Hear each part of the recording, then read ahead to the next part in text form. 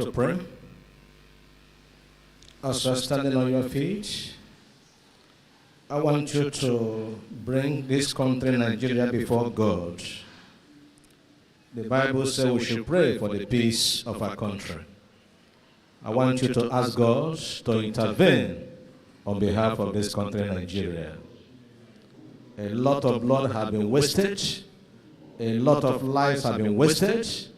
Let's ask God to intervene in our dear country, Nigeria.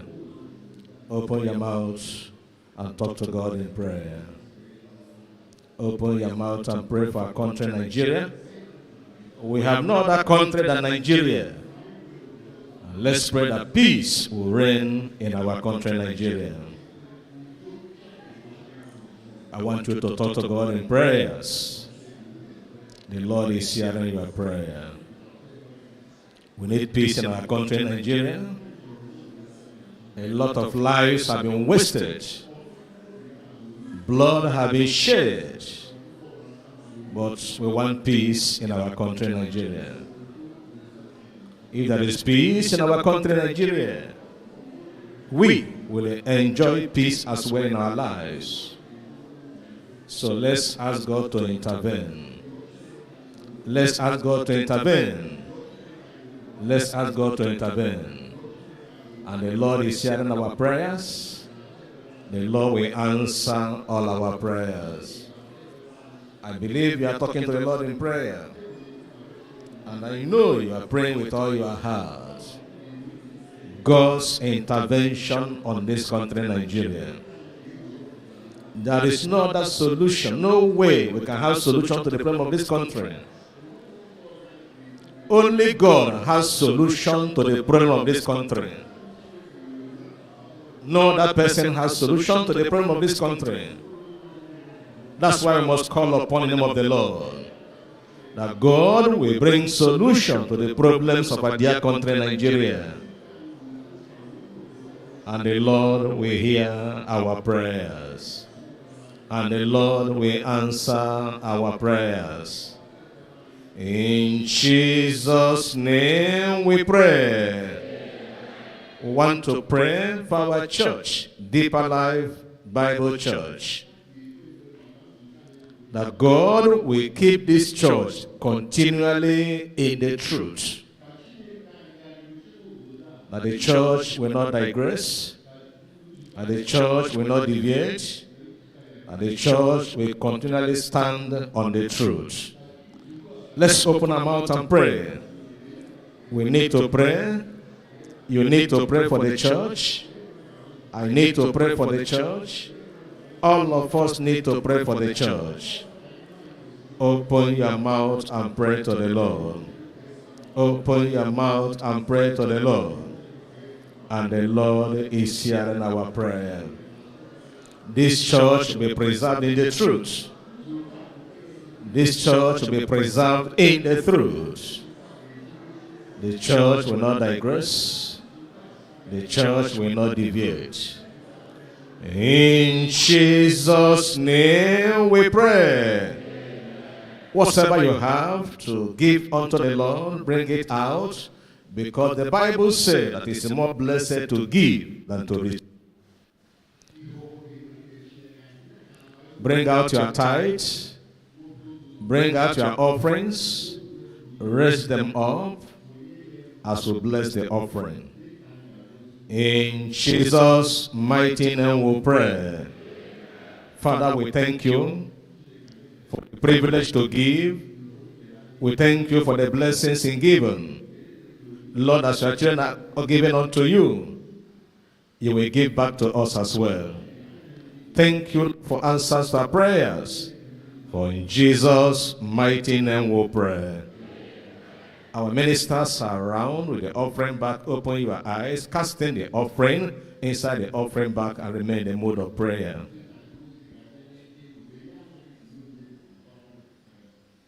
Be in the mood of prayer. As you cast in your offering, keep on praying. Keep on talking to the Lord. That the Lord will bless you this morning. And the Lord will touch your life this morning. I want you to pray. Casting your offering. Just raise up your hands so the ushers will see you. You have not cast your offering inside the offering bag. We have many hands directly before me. Our ministers, let's be very fast. Nothing is happening in the gallery.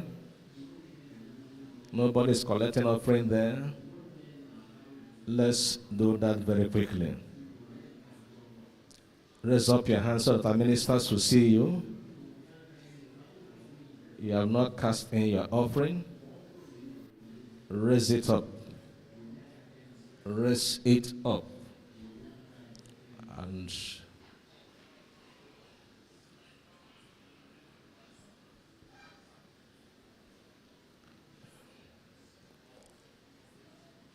we are still waiting for you. Raise up your hands. You have not cast in your offering.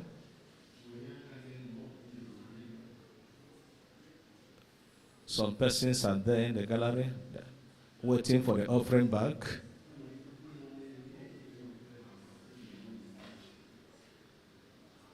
Let's do that very quickly. Cast in your offering as the ministers come with the offering bag.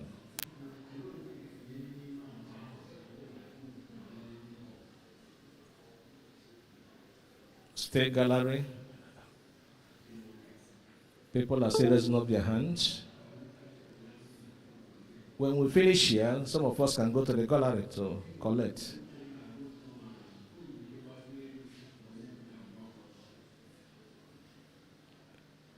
Raise up your hands. You have not cast in the offering. In Jesus' name we pray. Can I hear a better amen? Today is going to be a special day. I say the worship service of this morning shall be a special worship service. The Lord will be speaking to us on marriage. We want to talk to God in prayers. We want to present our Father in the Lord before God. That God will use him to minister to all of us. That through his ministration this morning, all our family problems will be taken care of. Let's open our mouth and pray. Let's open our mouth and pray. That present the man of God before God. That God will be using this morning to minister to us.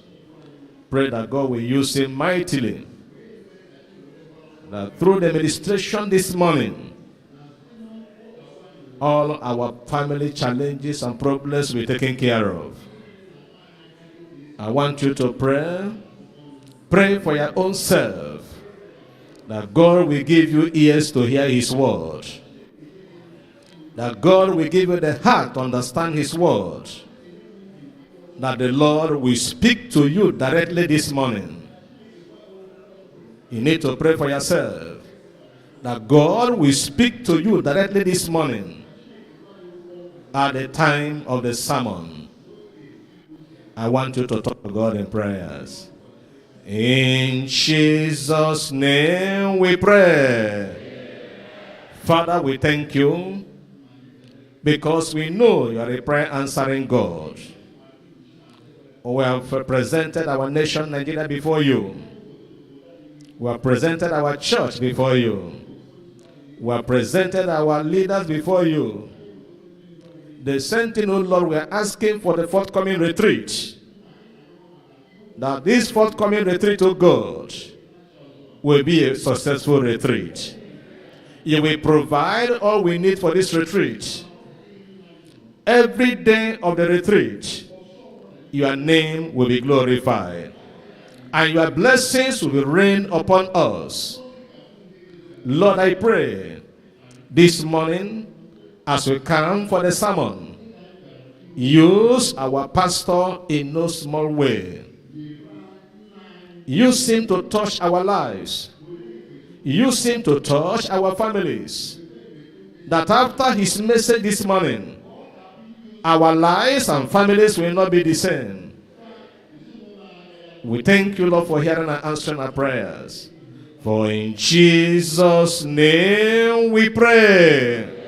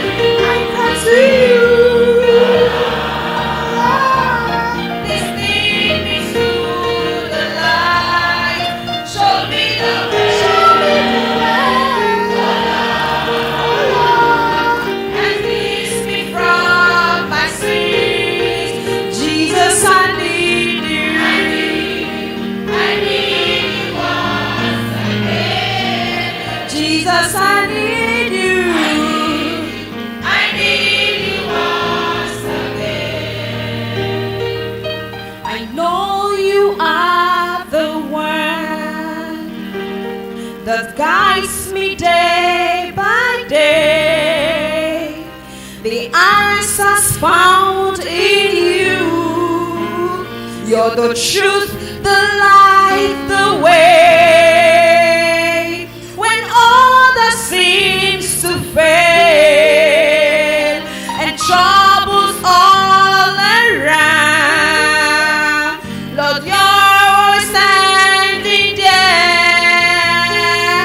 the one true hope I found. Yeah, my prayer, oh Lord, I need you in my life. I cry to you. Please lead me to the light.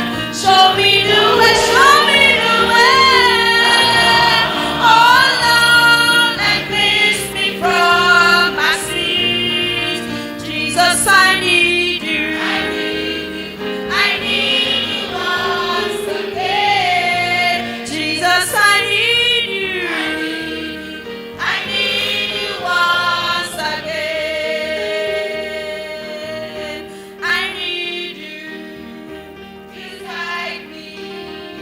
I need you to guide me. I need you. I need you. Please help me. I need you. Oh, I need you. Beside me, I need you, oh, to guide me. I need you. Please help me. Be near me. Hear my prayer, oh Lord. I need you in my life. I cry to you.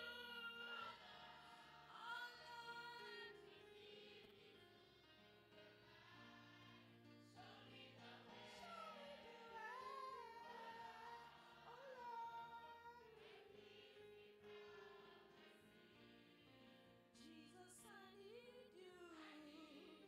I need you once again. Jesus, I need you. I need you once again. Jesus, I need you. I need you once again. Jesus, I need you.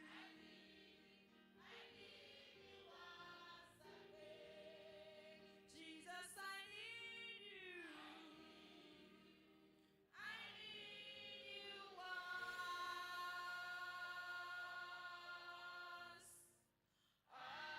again.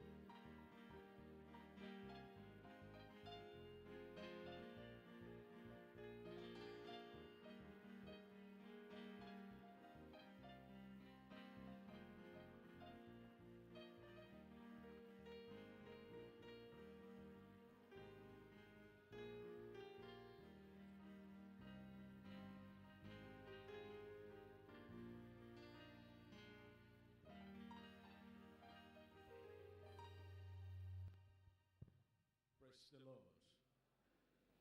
Church, praise the Lord. We want to use this opportunity to know those who are coming here for the very first time to worship God with us. You are here for the very first time to worship with us. Can you please raise one of your hands up?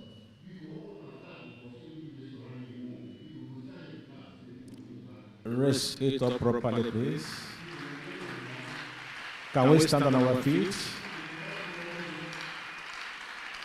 Amen. Church, amen.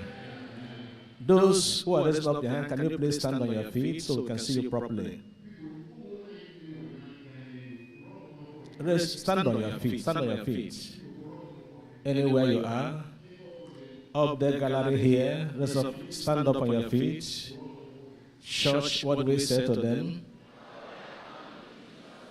You're welcome. You're welcome in Jesus' name. We want to let you know that our pastor is happy you are here, and we want you to continue coming. God has been blessing us anytime we gather together for fellowship. And we do have 3 major fellowships in a week. On Sundays, we have our Sunday worship service. On Mondays, we have a Bible study by 5:50 p.m.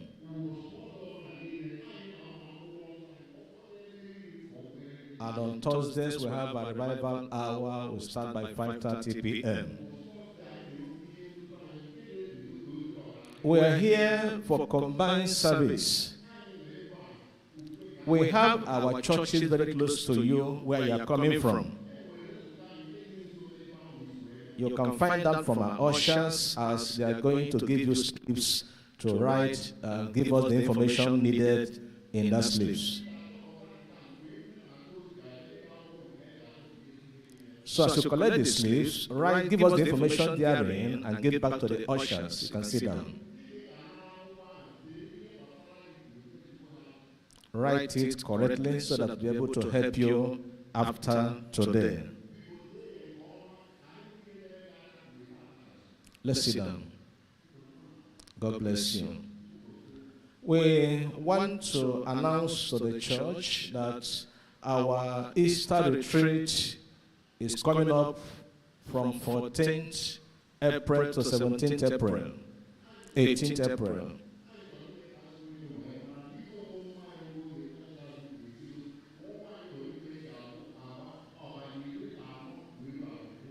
Fourteenth is just this week Thursday.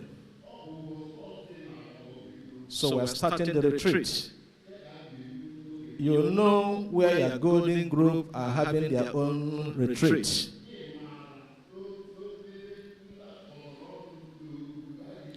We want every member of our church to be part of that retreat. The retreat is for us and for those outside.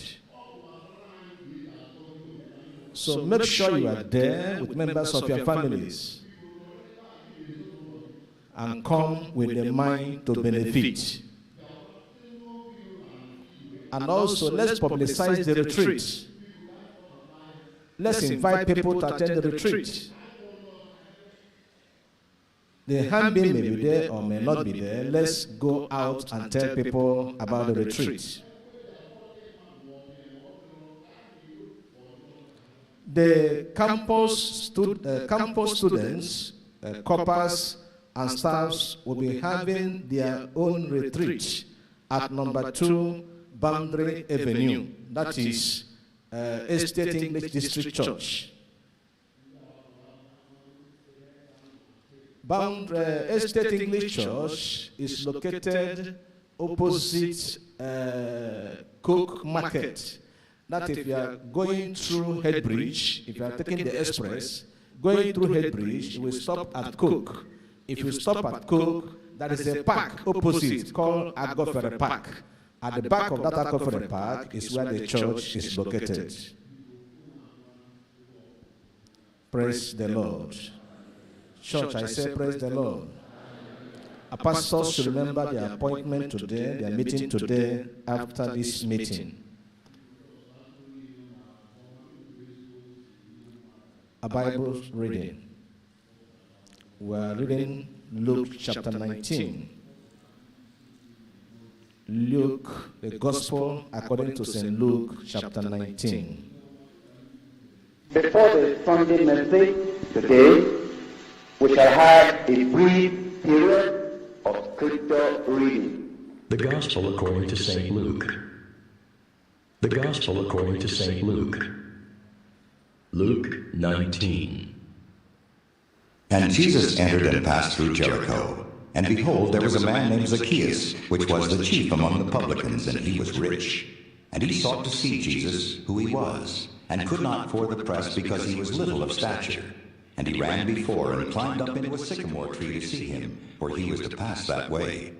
And when Jesus came to the place, he looked up, and saw him, and said unto him, Zacchaeus, make haste and come down, for today I must abide at thy house. And he made haste and came down and received him joyfully. And when they saw it, they all murmured, saying, that he was gone to be guest with a man that is a sinner. And Zacchaeus stood and said unto the Lord, Behold, Lord, the half of my goods I give to the poor. And if I have taken anything from any man by false accusation, I restore him fourfold. And Jesus said unto him, This day is salvation come to this house, forsomuch as he also is a son of Abraham. For the Son of Man is come to seek and to save that which was lost.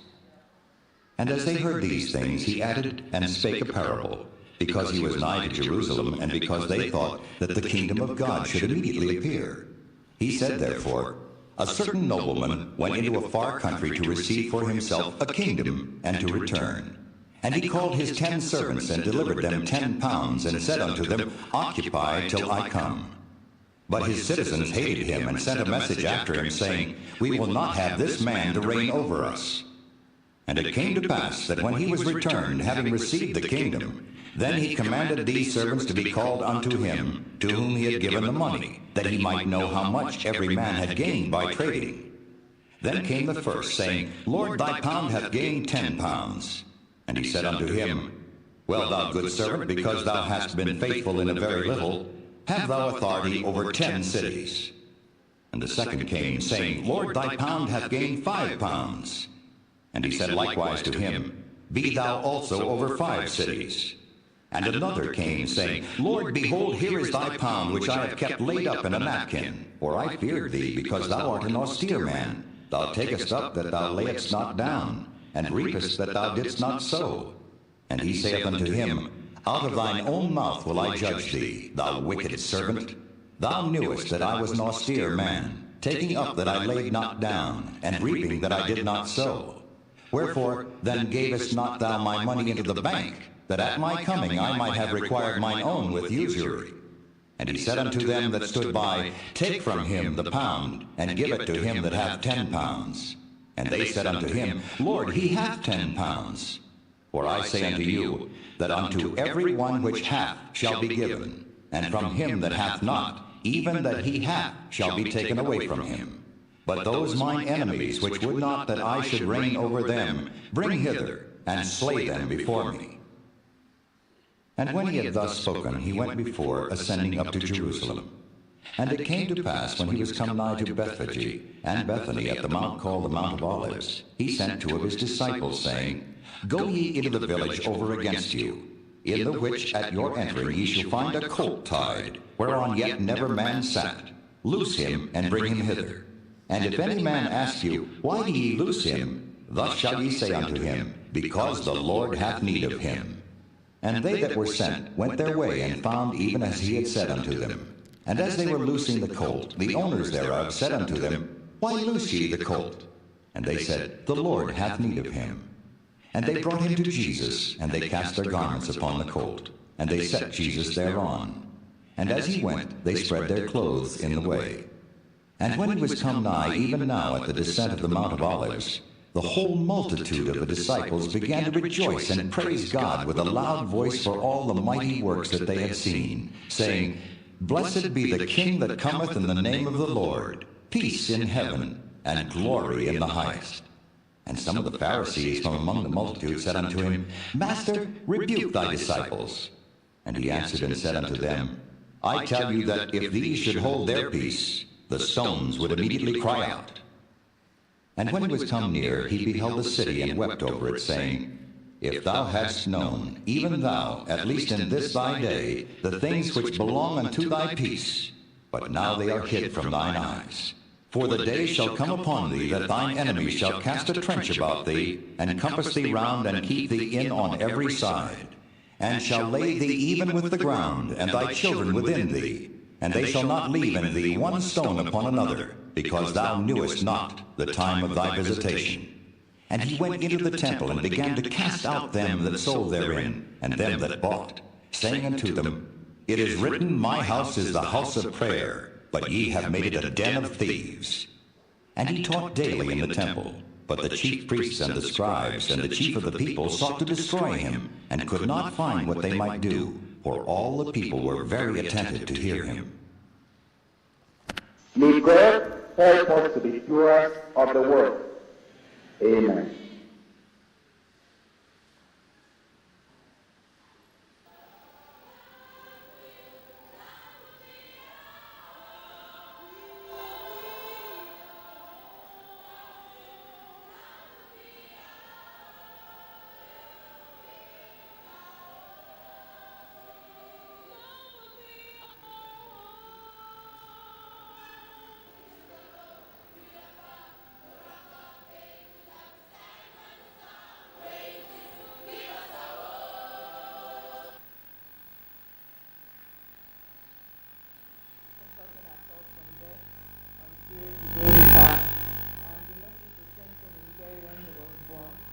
But when we came to the program, after the prayers, we decided to call Jerry. And then he responded, he just turned and looked at us and we were like, wow, this is a miracle. So we had to shut his ears and someone stood behind him and they mentioned his name again and he turned. When we started talking to him, we were like, one, he repeated one. One. Two. And he repeated. So we have come to give all the glory to God. Praise the Lord. My name is Jerry. 1, 2, 3, 4.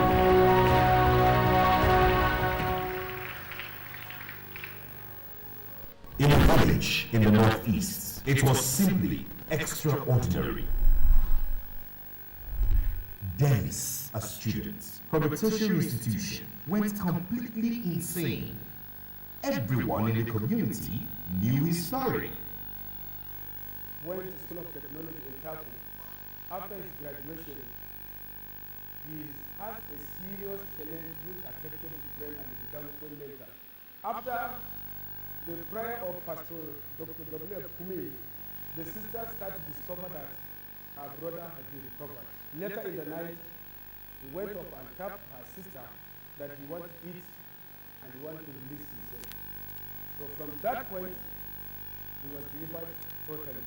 Then he back here in Dclm village. After bringing here, we have been visiting him and we have been praying with him. And even this recent by crusade, we are together with him in the program. He was there, and everything is okay with him, and he's totally delivered by the grace of God. My name is Jordan Dennis. I want to be a good leader. I want to go back to school. Your experience with the Savior this April will give you power and victory. It's the first of its kind, the global Eastern retreat of the Deeper Christian Life Ministry. Power for the present hour. That same power will take all your sicknesses away in Jesus' name. Power.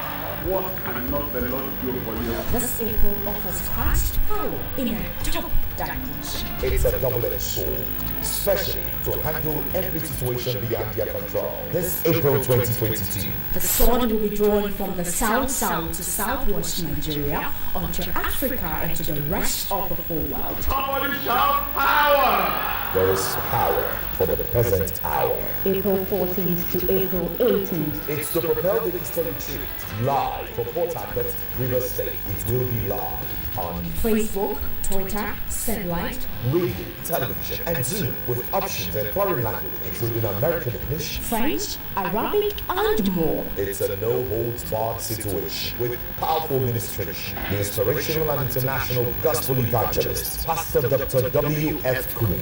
You're in for multiple blessings.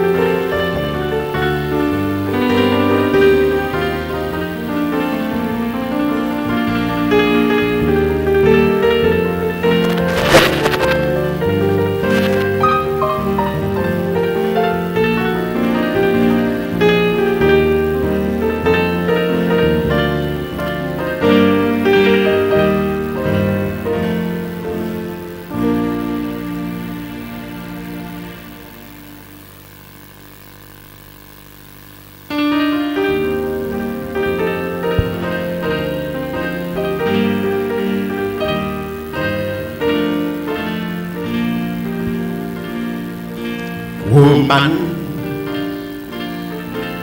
respect your man.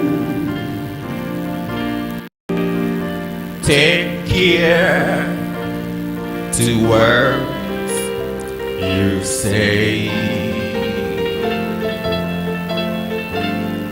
Adore yourself with beauty. There, with time, will not fade. Let this be your way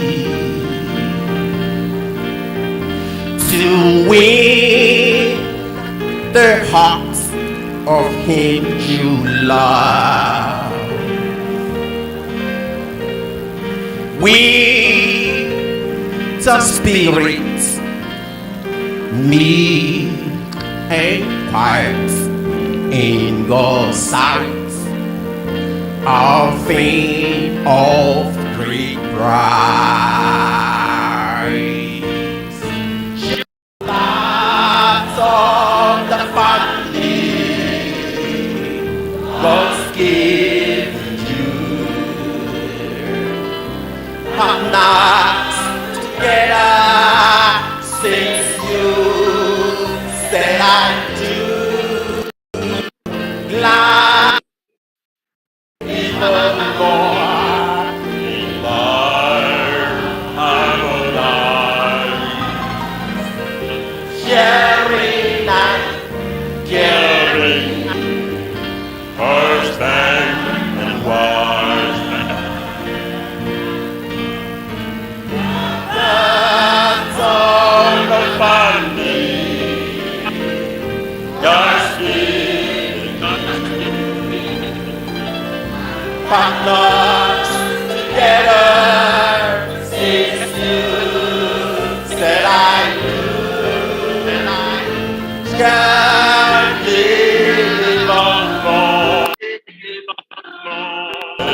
I'm alive. Sharing and caring, husband and wife.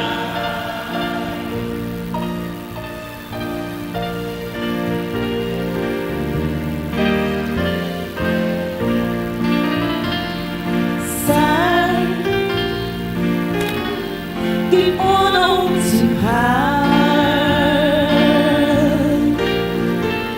the wife as a weaker vessel,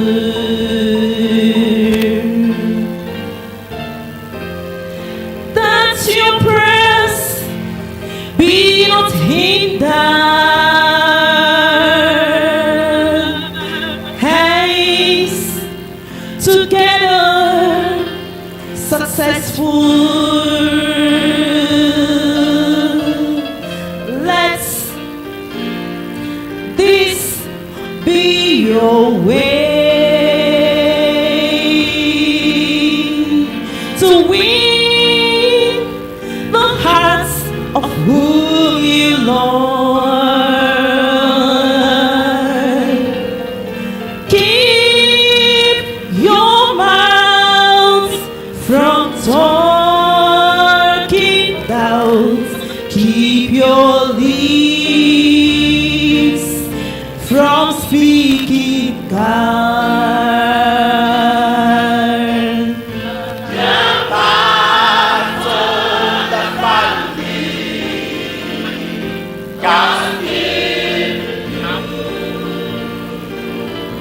Partners together since you say I do.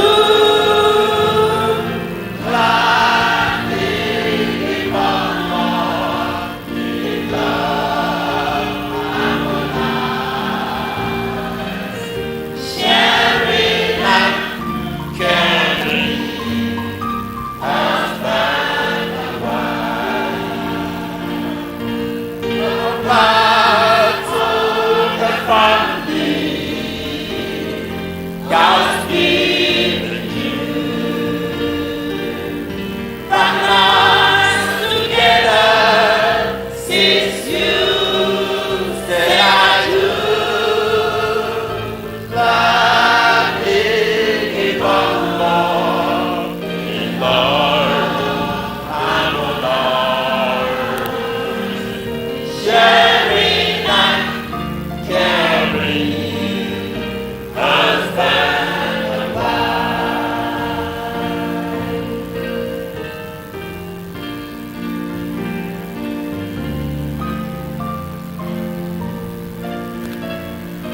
woman, respect your man.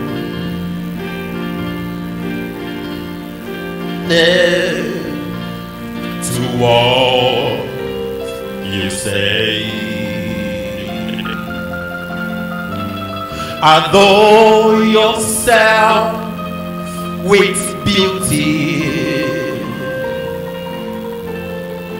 doubt with time will not fade. Let this be your way to win the hearts of him you love. With a spirit meek and quiet in God's sight, a thing of great price. You're part of the family God's given you, but not together since you said I do. Love me before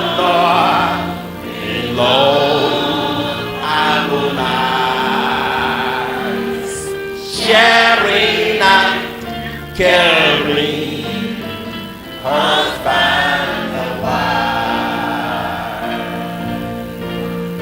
You're part of the family God's given you, but not together since you say I do. Gladly before Lord, in Lord harmonize, sharing and caring, husband and wife. Sharing and caring, husband and wife. Sharing and caring, husband and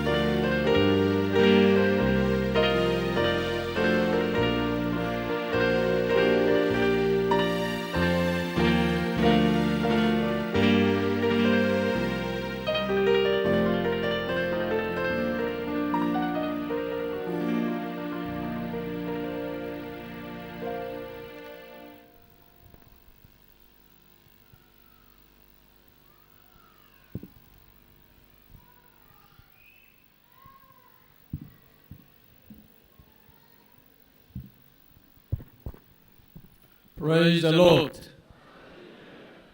If you are happy, I say praise the Lord. I welcome to this all-important worship service this morning in Jesus' name. All important because this morning we are talking about what every Christian worshiper wants to hear.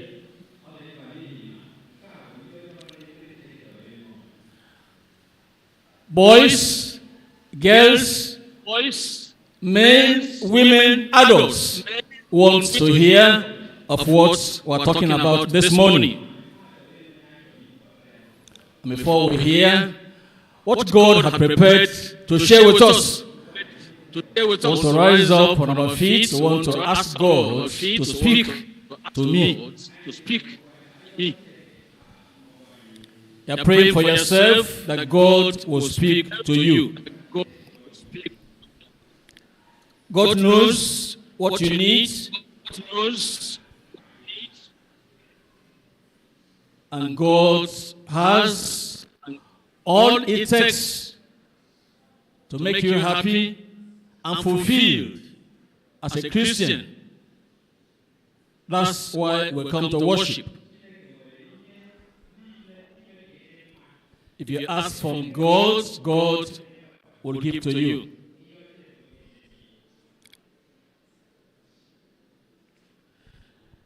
In Jesus' name we pray. Almighty God, we thank you because we know you are here in our midst, and you are here because of us, your own people that you have assembled and drawn unto yourself for this hour to worship. Lord, we come with hearts worship, and we want to worship you in truth and in spirit. We do expect the blessing of worship to come upon every worshiper, praying that no one here will be excluded or exempted from the blessing you have for your people today in Jesus' name. Lord, speak your word this hour and speak to everyone, young and old, to bless us abundantly in Jesus' name. We thank you because we know you have answered our prayers. In Jesus' name we pray. Amen. Please be seated. Like I said, this morning we are talking on a topic of interest to every adult worshiper. Also of interest to young people who come to worship. Likewise, children, by and large, are going to be affected by what we're talking about this morning. We're looking at the message, Christian marriage and the godly family. Christian marriage and the godly family. As we start, it is important to note that the topic of marriage, the idea of marriage, was not a man's idea. It was God himself who talked about it and who brought marriage into being. And we find this in Genesis, the book of beginnings, chapter 2. Just after God finished creation.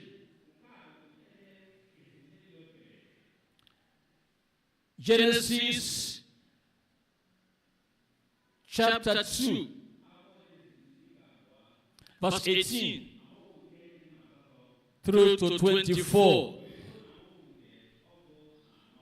And the Lord God said, it is not good that the man should be alone. I, that's God, will make for the man and help meet for him. And out of the ground the Lord God formed every beast of the field and every fowl of the air and brought them unto Adam to see what he will call them. And whatsoever Adam called every living creature, that was the name thereof. Now, verse 20. And Adam gave names to all cattle, and to the fowl of the air, and to every beast of the field. But for Adam there was not found and help meet for him. And the Lord said, and the Lord God caused a deep sleep to fall upon Adam, and he slept, and he took one of the ribs and closed up the flesh instead thereof. And the rib which the Lord God had taken for man made he a woman, and brought her unto the man. And Adam the man said, This is now bone of my bones, and the flesh of my flesh.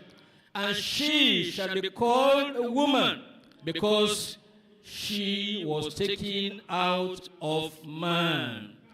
Therefore shall a man leave his father and his mother, and shall cleave unto his wife, and they shall be one flesh. And they shall be one flesh. That was marriage in the beginning. Today we have studied in our scripture classes concerning the marriage of Isaac, the promised son that was born unto Abraham, the friend of God. Before Isaac was ever born, God had testified concerning Abraham. He said, I know him. I know this man. He is going to command his children, his household after him, to follow the way of the Lord. So, Isaac was being brought up by the father in the way of the Lord, as God had predicted. And so, when it was time for Isaac to get married, and Abraham saw that he was getting old, and he was concerned about Isaac the son getting married. Getting married because God has said it is not good, it is not right, it's not the best for the man to remain alone. God created everything, and Adam had the period of giving names to all of them. But of all those things, there was not found any of those things created that could serve as the help, meet, suitable for Adam, as God himself had proclaimed. And so God himself now took measures, took the step, and prepared a woman, a wife, and handed him over unto Adam. And it says, this should be the pattern. This should be the perfect will of God for all mankind, is that the man should not be alone.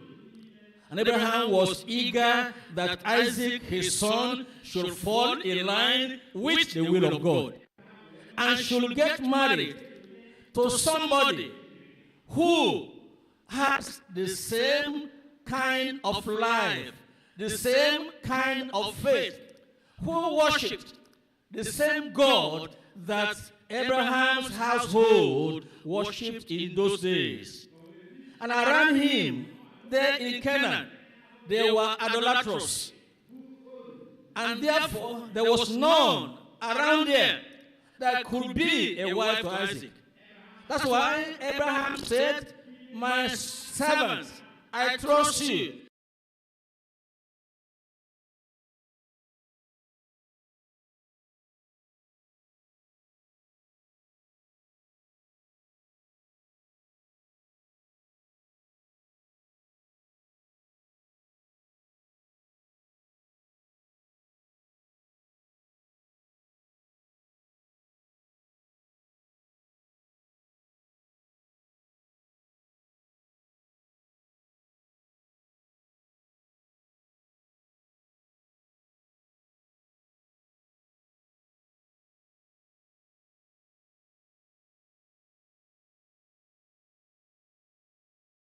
and he got a wife for Isaac. And we're told Isaac was comforted by that marriage. I'm trusting God. Your marriage will be a comfort to you in Jesus' name. In your family, you're going to enjoy constantly the comfort of the Holy Spirit in Jesus' name. Because you are making up your mind to do that which is the will of God. You want to get married in the fear of God. That is what we call Christian marriage. And Christian marriage gives rise to a godly family. When you don't marry as a Christian, you are not likely to have a godly family. Until you embrace Christ. Until you become born again.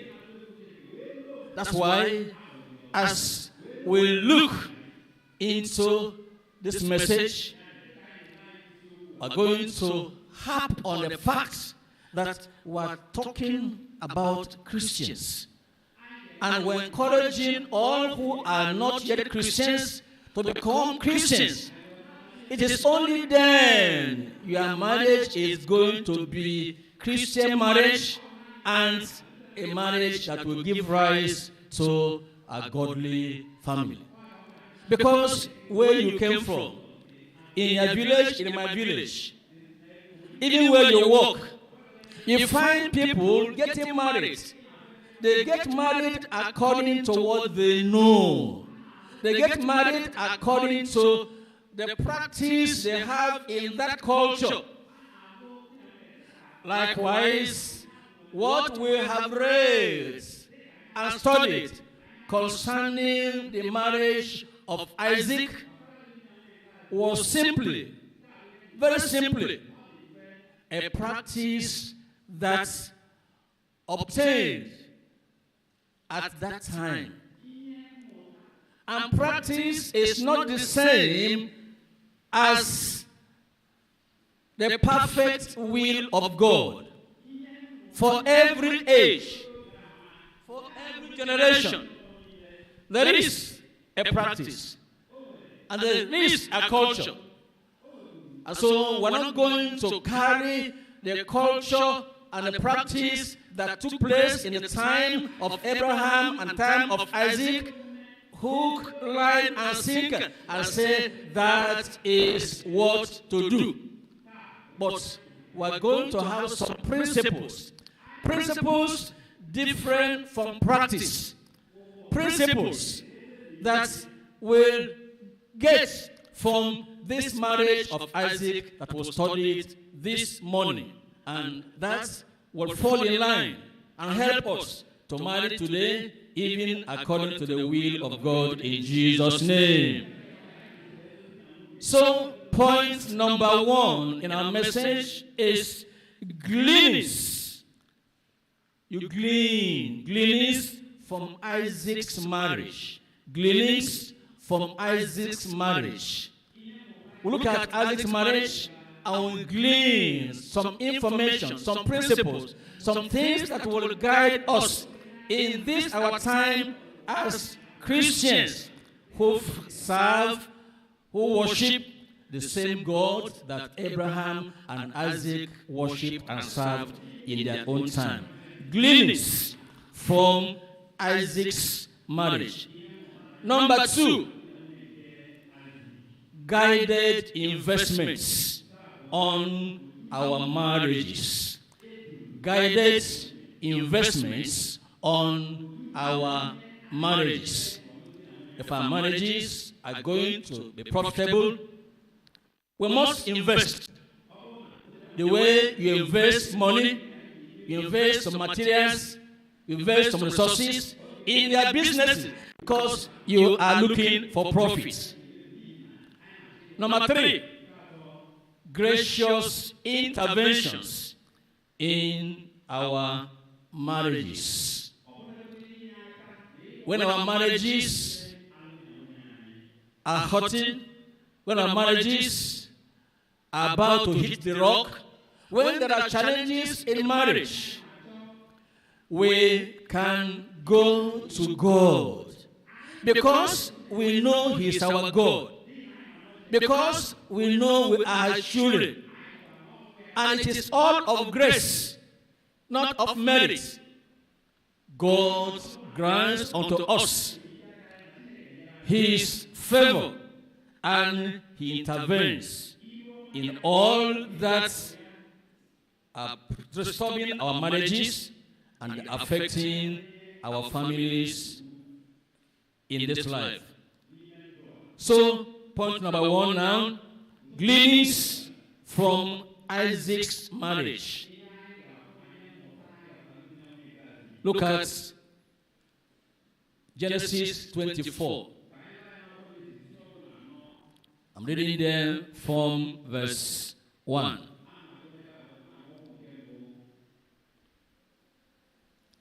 And Abraham was old and well stricken in age, and the Lord had blessed Abraham in all things.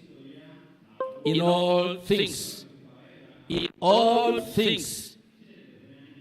Now, verse 6. And Abraham said unto him, Beware that thou bring not my son hither again. The Lord God of heaven, which took me from my father's house, and from the land of my kindred, and which spake unto me, and that swore unto me, saying, Unto thy seed will I give this land. He shall send his angel before thee, and thou shalt take a wife unto my son from thence.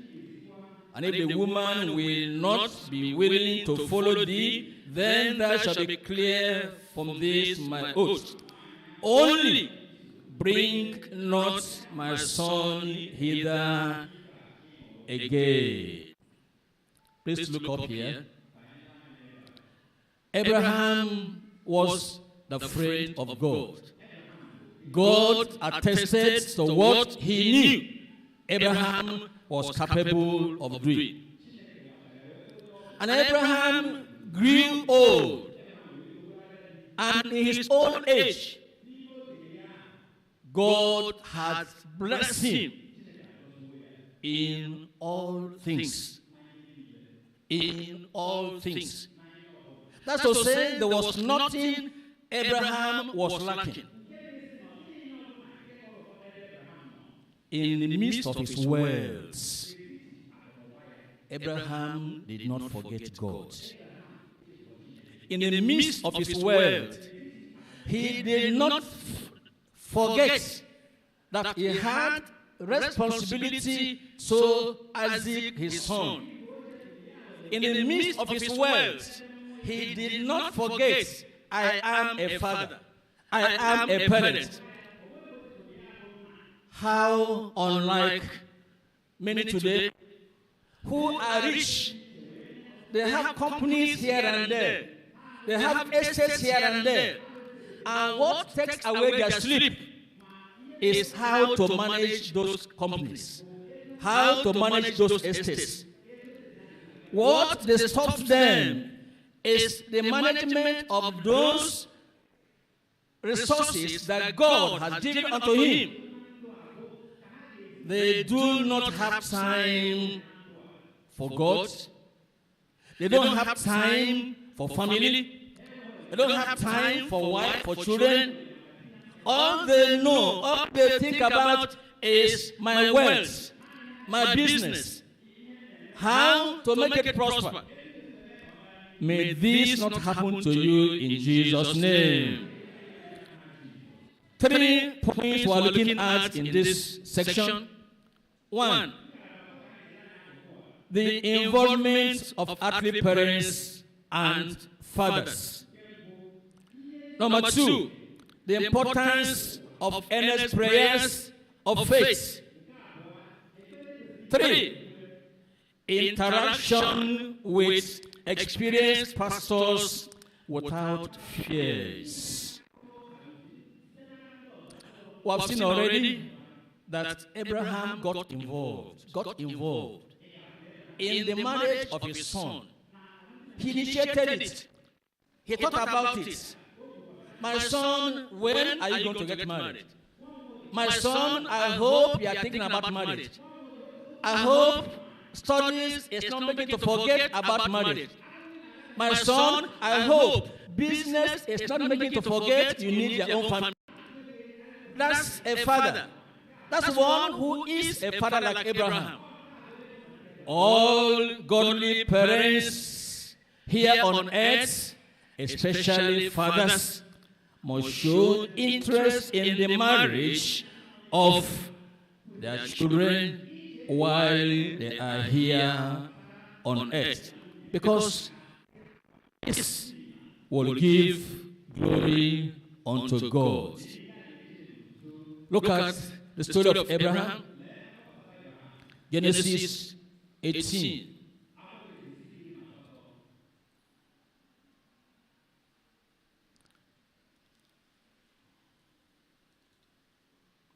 Verse 18 and 19.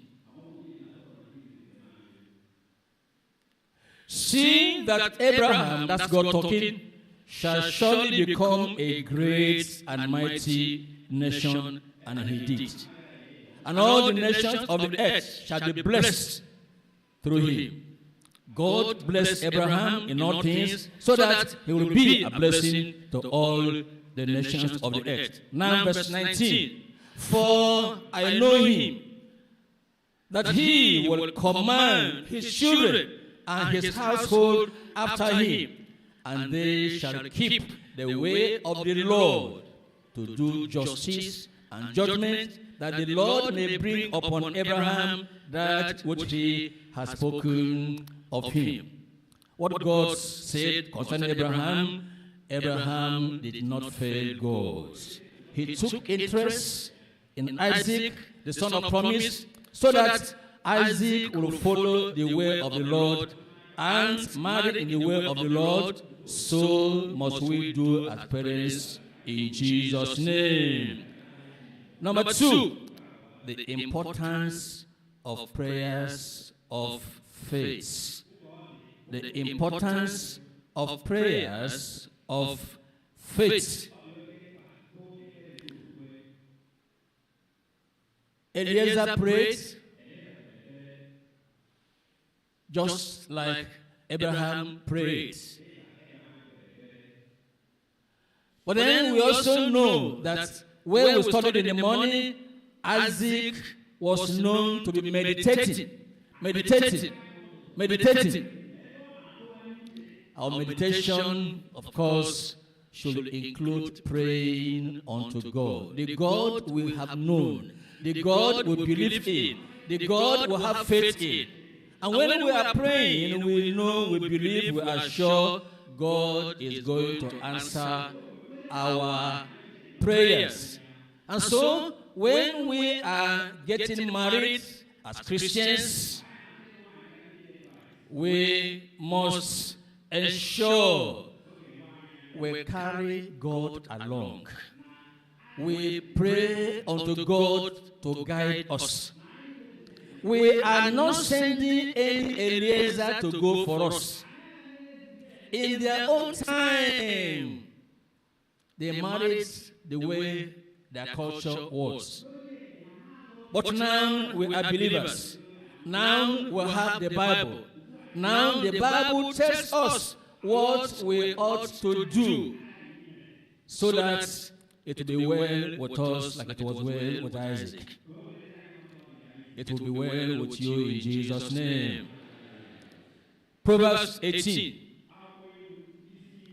verse 22. Proverbs 18, verse 22. Whoso findeth a wife findeth a good thing, and obtaineth favor of the Lord. Getting a wife is a favor from the Lord. And you must ask for that favor from the Lord. And you are asking should be in faith. Faith does not disappoint. Chapter 19 of Proverbs, verse 14 now. House and riches are the inheritance of fathers. Yes, Abraham had riches, a good household, but a prudent wife is from the Lord. You may have riches, you may have plenty of wealth, you can feed so many people, enough to feed even a community.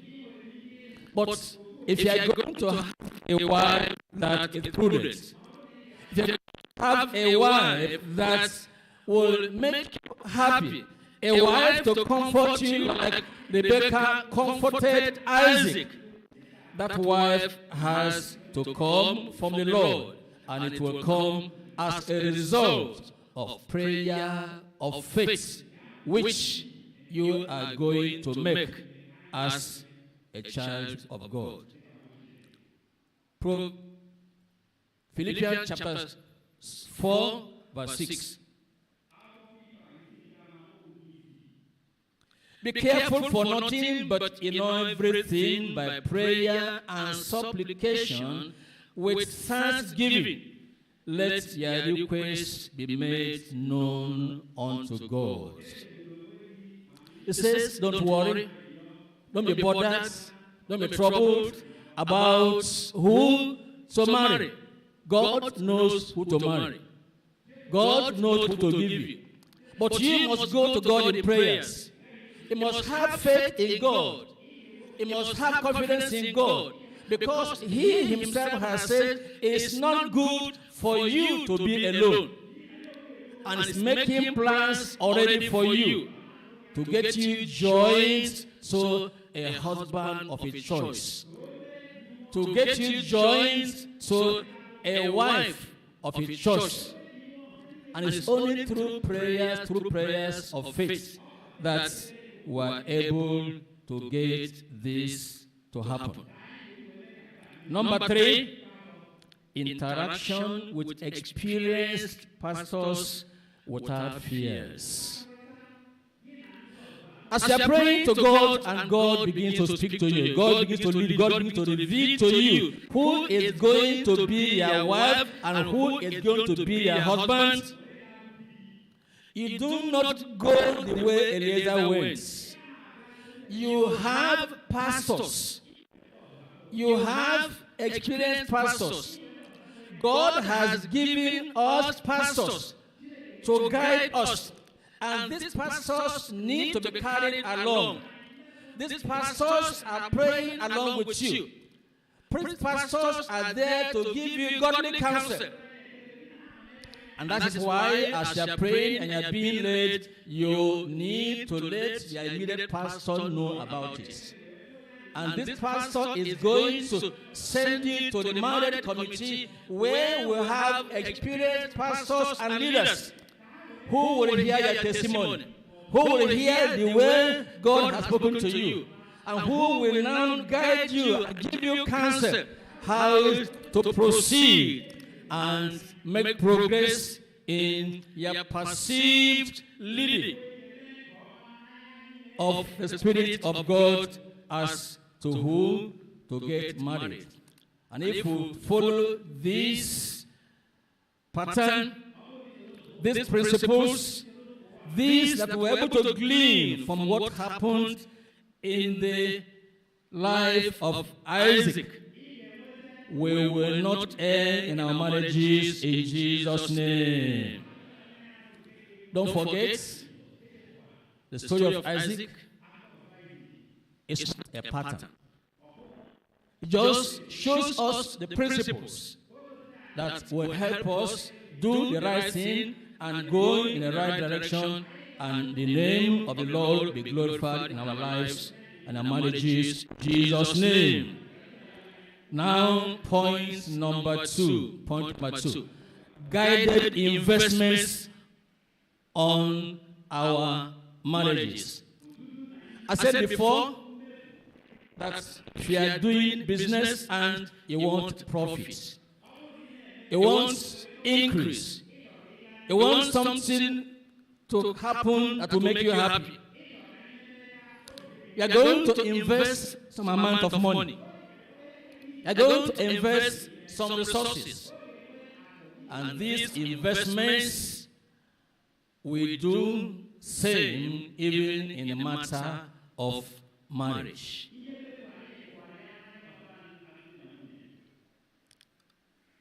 Three things here. One, investing time and treasure while preparing for marriage. Time and treasure. These are investments we must make as we are preparing for marriage. Two, investing treasure in touching people during mentoring.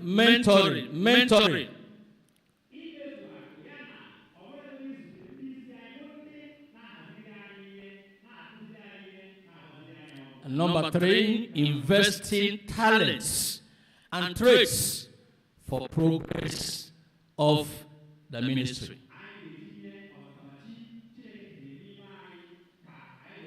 The project of investments has to begin with you. You as a parent. You as a will-be couple. You need to invest time. Time. As you are thinking about marriage, as you want your child to get married, invest time, give time to show your children the way of the Lord. That's why quiet time is an investment.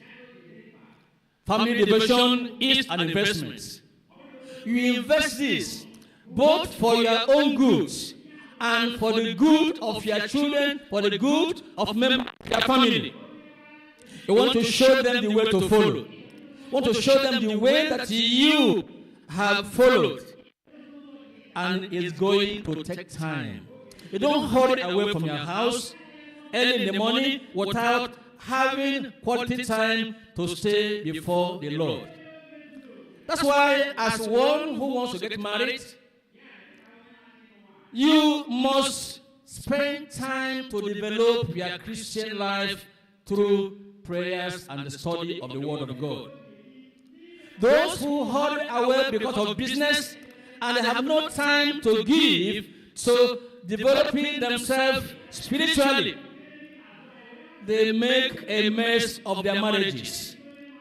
They walk by sight and not by faith.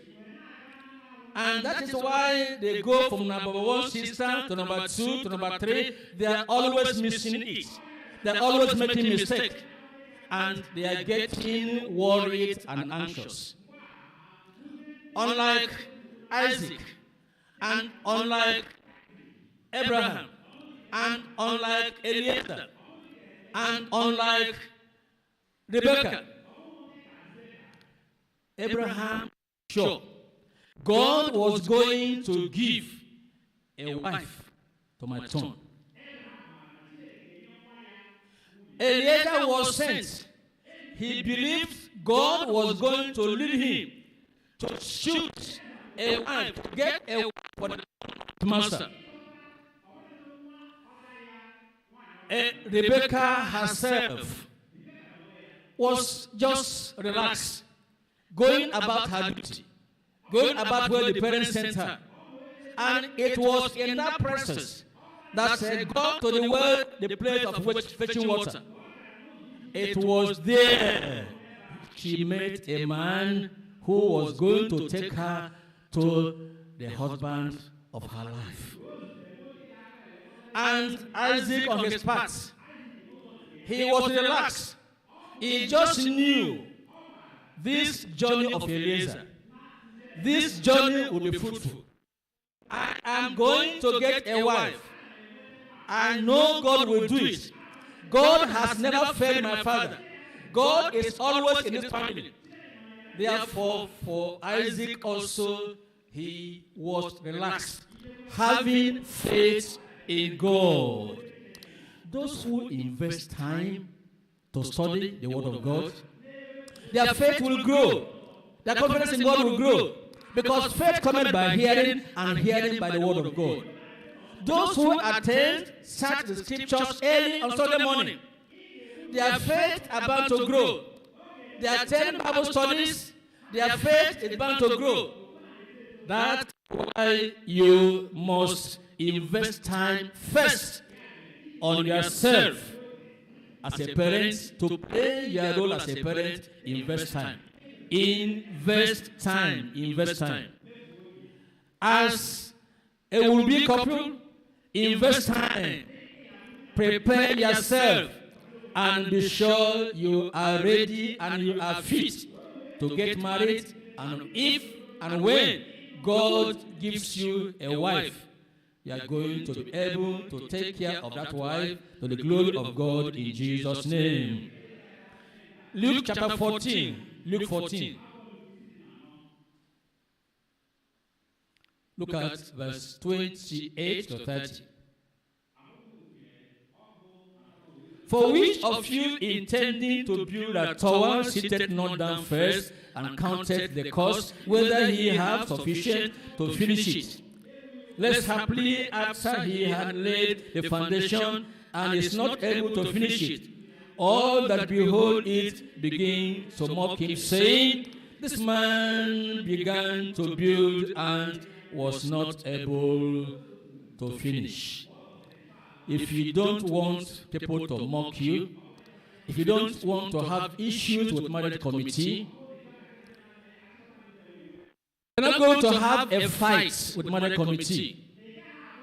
Give time to develop yourself. Give time to develop your faith. Give time to pray and know how God deals with you and how God answers your prayer. So you will avoid going and coming, and it's like you are trying your luck. You are trying to see whether it will work this time. It should not be so with you in Jesus' name. Pray without ceasing. As you pray, God will answer your prayers in Jesus' name. I say He will answer your prayers in Jesus' name. Number 2 now. Investing treasure in touching people during mentoring. Investing treasure in touching people during mentoring.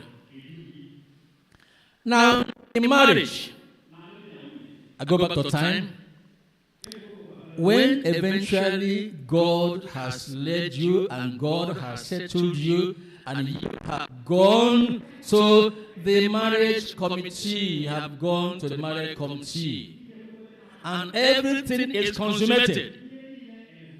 Don't forget the importance of time.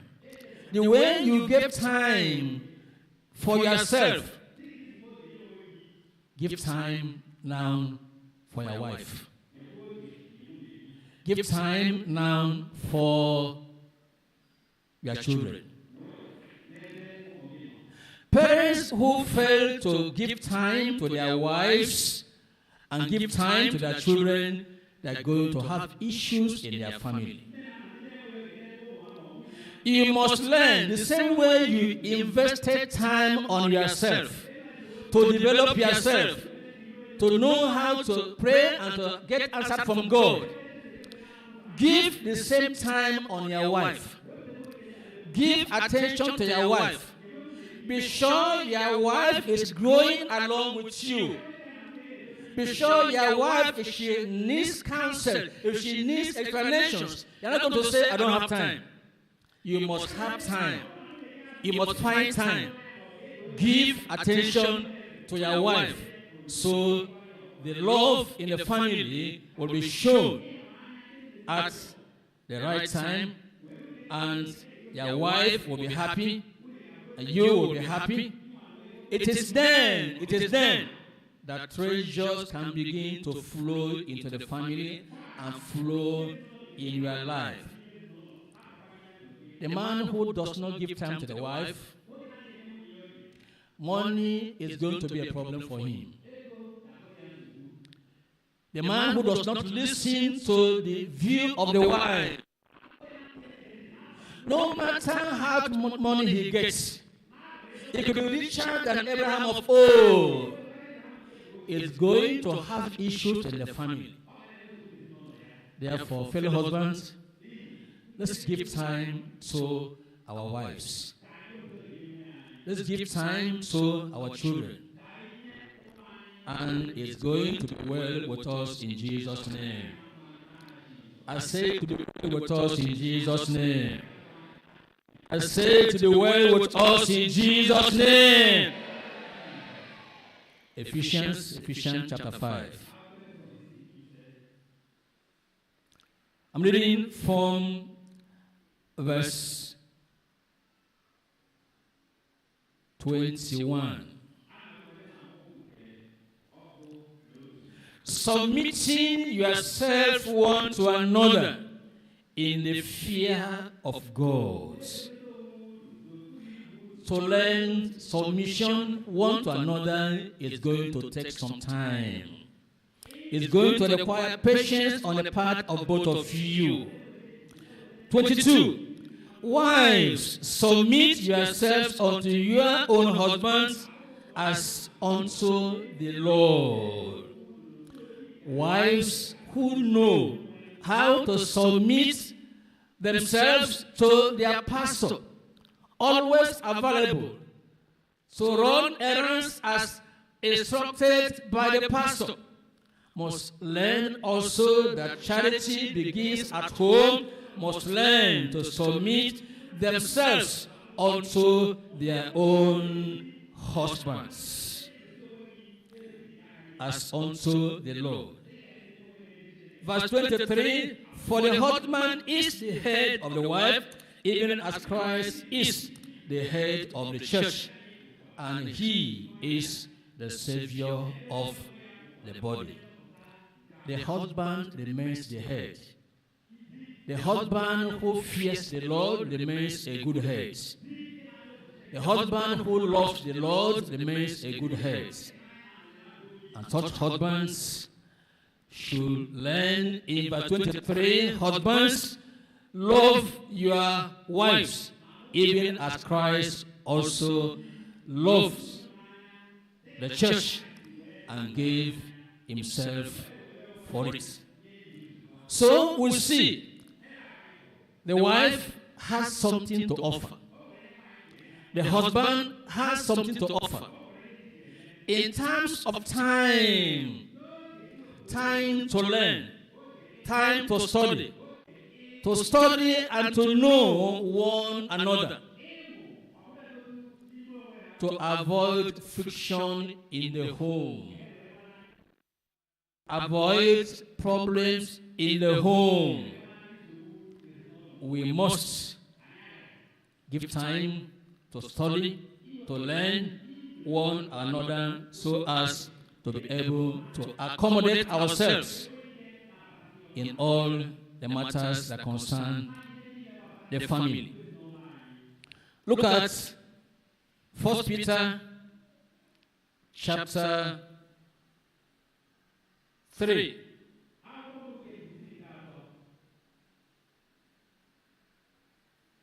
First Peter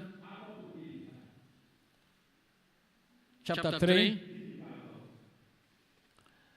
Likewise, your wives be in subjection to your own husband. That's in verse 1. That if any obey not the word, they also may without the word be won by the conversation of their wives. Won by the conversation of their wives. If you married before you became born again, and a man is still an unbeliever, the Lord expects you to submit to that husband as it is fit in the Lord. Trusting God that through your chastity, through your behavior, through your godly character, your husband sometime is going to become one to the Lord and become a Christian like yourself, both of you serving the Lord and enjoying the blessings of God. Verse 7, likewise, ye husbands, dwell with them according to knowledge, giving honor unto the wife as unto the weaker vessel, and as being heirs together of the grace of life, that your prayers be not hindered. I have to go back to the issue of time because I know time is real treasure. Time is very valuable. To have a godly family, fruitful family, the issue of time must be handled properly. Give time to know your wife. The same way you give time to know the scriptures.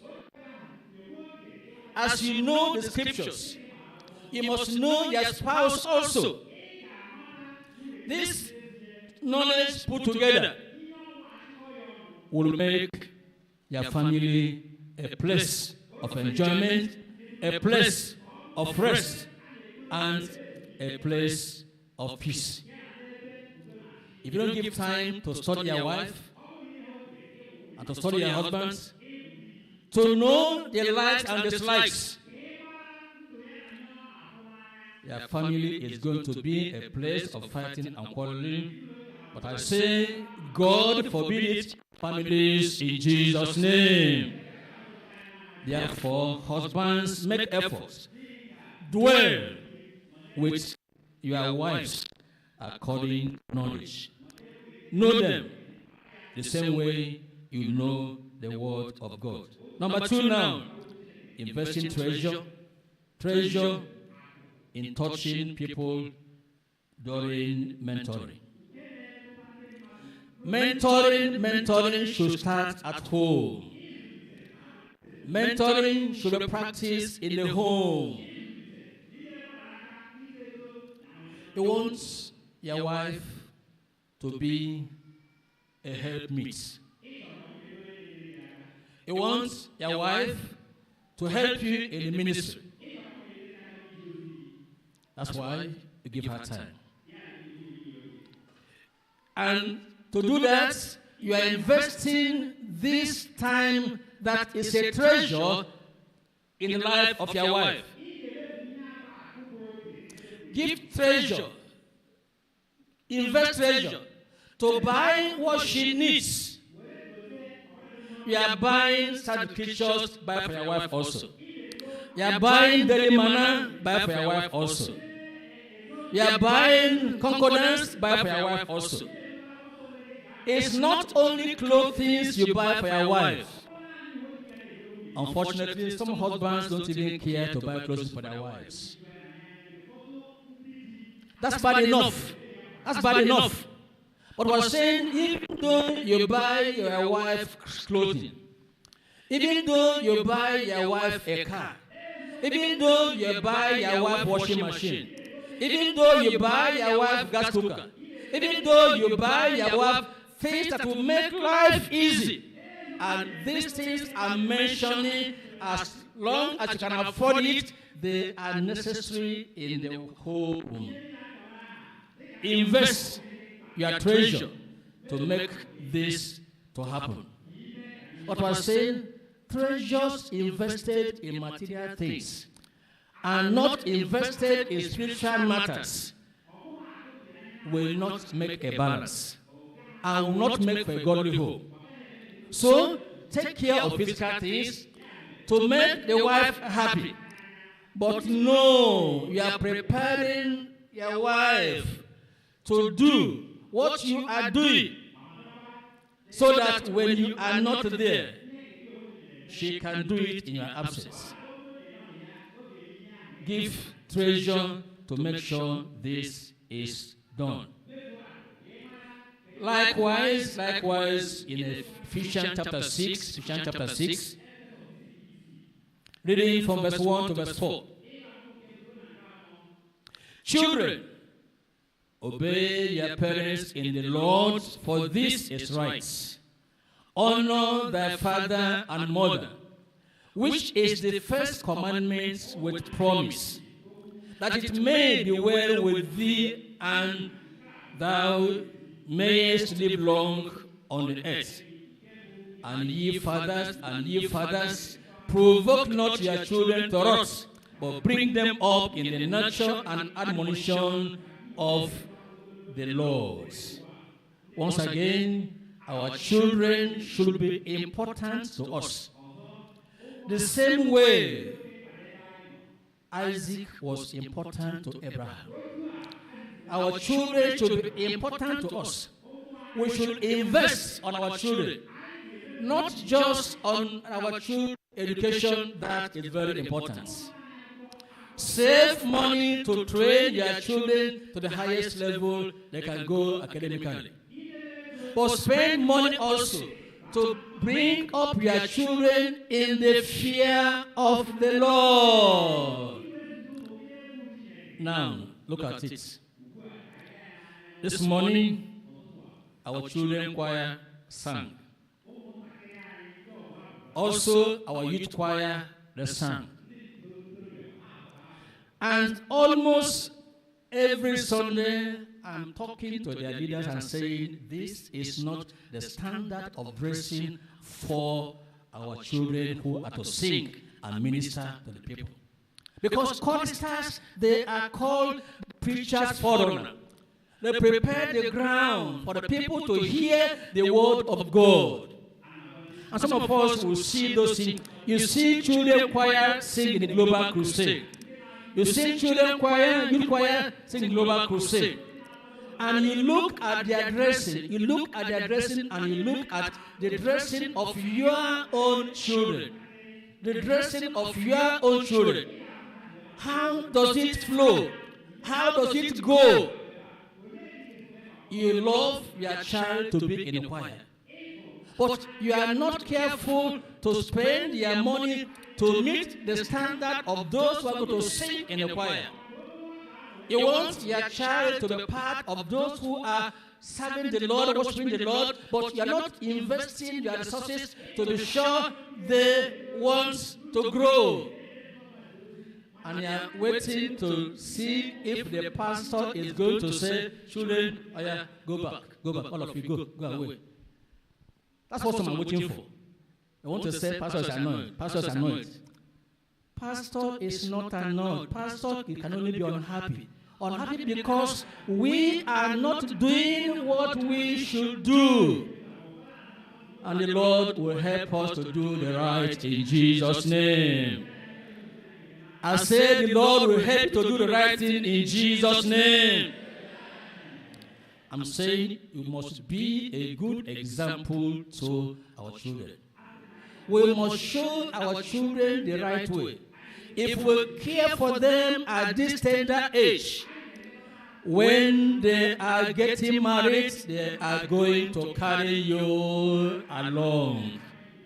If you show your love this time to your children, if you don't provoke your children to wrath, if you don't make your children to hate the gospel, when they are getting married, they will tell Daddy, Daddy, I'm praying. Daddy, the way you challenge me, I am praying. Daddy, now I have found the will of God. And you are telling your son, go to the marriage committee. And when they get there, the committee is there. They are parents in the Lord. And it's expected that you will not disobey your parents in the Lord. They are there to help you. They are there to do you good. Don't go there and be fighting with the chairman, fighting with everybody, fighting as if they are the one not helping you, not allowing you to get married properly. We will not fight. We will not fight. We will not fight anymore with our marriage committees in Jesus' name. I didn't hear an amen. I want another amen. The truth is that we hear of people who go to marriage committee and they are going there for a fight. We are talking to them, they are frowning their face already. I say, bro, what is the matter? The face is frown. Bro, I hope no problem. There's no problem. It's remembering what happened last. It's remembering what he felt the committee did wrong. Ease off. They are parents in the Lord. They will not provoke you to anger, just as Abraham could not provoke Isaac to anger. Abraham did Isaac well. Your parents will do you well in Jesus' name. The same way you carry marriage committee along, that's the same way you are carrying your parents along. And the Bible says you are going to bless for it by the Lord in Jesus' name. I say you will be blessed by the Lord for it in Jesus' name. Beyond that, your treasure is to be spent not just on your family, not just on your children and on the wife. Your treasures are to be made available to reach out, to touch life, to touch people. Because as you want the word of God to continue in your own family, you want your wife to be in the Lord, your children to be in the Lord. You want people also in your group of districts, in your own district, or in our region, to be able to take over from us when we are no longer able to play this role. People whose life we have touched, people on whose life we have spent our treasure, people who have helped to know that God is good, people who have assisted to know that even though the economy may be bad, the economy of heaven is available. Use your treasure, touch lives, touch people, and mentor them and make them fit and ready for service in the kingdom of God in Jesus' name. When this is done, then are we in the will of God, and we are going to be doing exactly what the Lord wants us to do, all for the glory of His name in Jesus' name. Investing treasure in touching people during mentoring. God expects us to use our treasures in mentoring people. Keep saying it, in building for God, in your districts, in your group of districts, in your regions. The treasure God has given to you, they are expected to be used to serve the Lord and to show that you love God. And God will remember you for good as you do all this in Jesus' name. Amen. Not only that, number 3 now, investing talents and traits for progress of the ministry. It's not enough to give us money to build churches. It's important that while you are giving money for all to buy cement, to buy road, to buy things, while also make able to put your trades, to put your talents, to work in building for God. Take for example, this building going on here. Somebody is supervising the project. And ordinarily, if we are going to hire somebody to supervise the project, professionally, we are going to pay that person around 2.5% of the entire project sum. Because without him, a lot of mistakes will take place. Without him, people could build as they like. People could build with the wrong mixture. And that is why buildings are collapsing here and there. Why am I telling you this?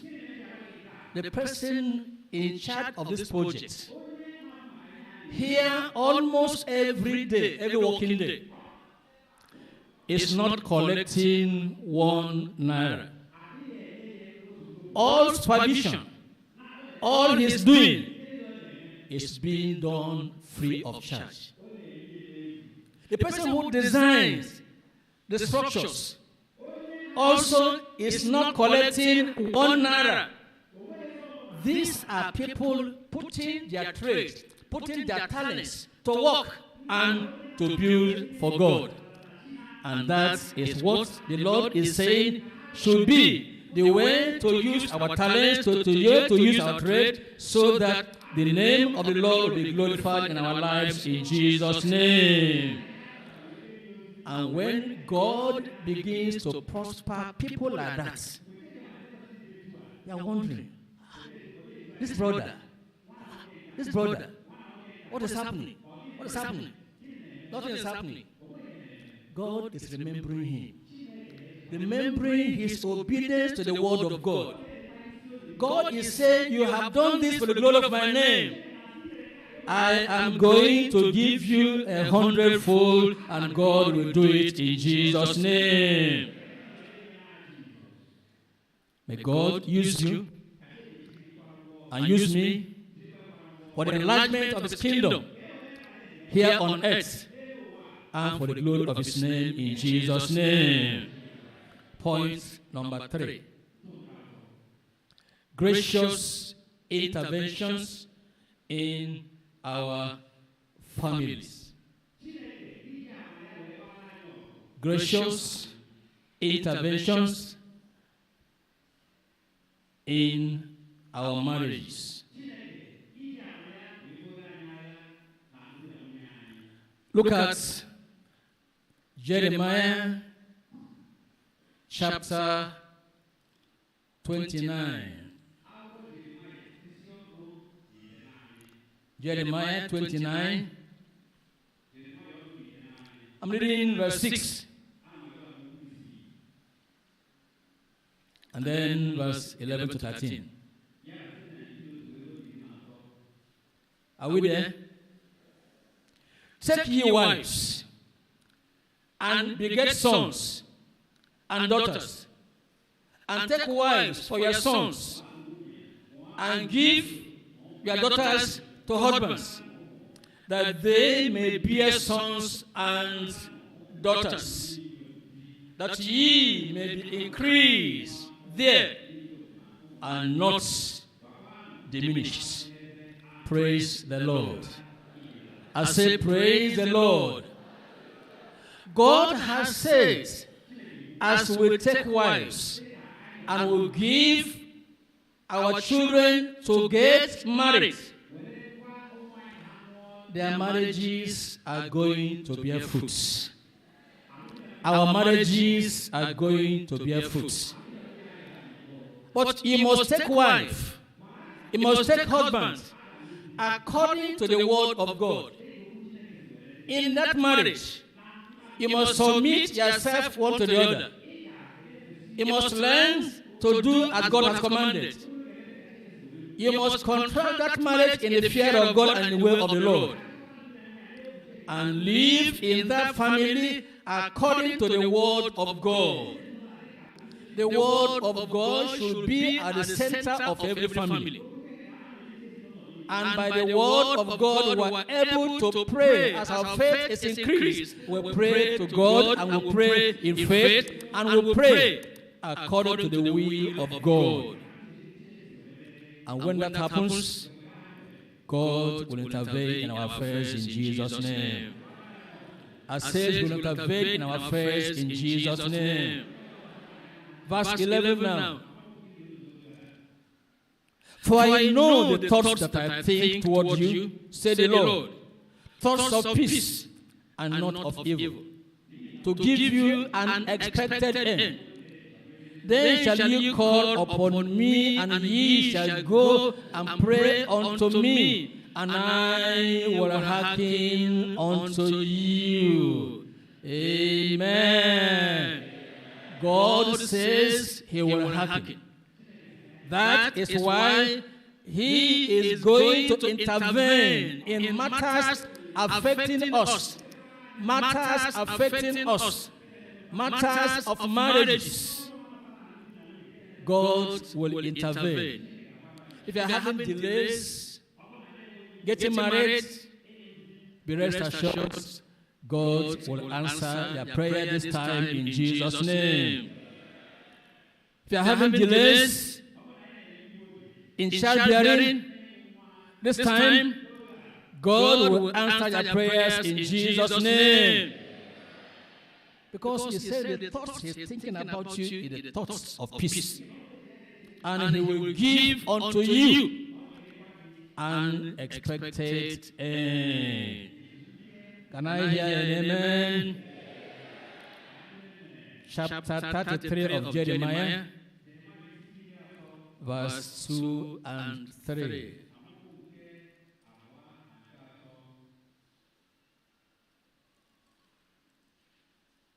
Thus said the Lord, the maker thereof, the Lord that formed it to establish it.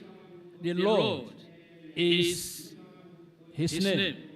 Call unto me, and I will answer thee, and show thee great and mighty things which thou knowest not. Call upon the Lord, He said He will answer. I said He will answer. Because God said He will answer. He will answer our prayers in Jesus' name. 3 points here. Delay in childbearing or delay in marriage. 2. Disagreements in relationship, in marriages. 3. Diseases and sicknesses after marriage. These are possible areas in which we may need to be asking for gracious intervention by the Lord. I emphasize the word gracious because we are saying it is not of merit. It is of grace. It is of the mercy of God. God does it for all His children. Those who are willing to obey the word of the Lord. Those who are willing to walk in line with the word of God. When they pray, and when we pray, we are sure God will answer our prayers in Jesus' name. That is why, as you have known, that it is the will of God for you to get married, be rest assured, God will answer you. At the right time, God will answer you. No worry, no anxiety, no running here and there.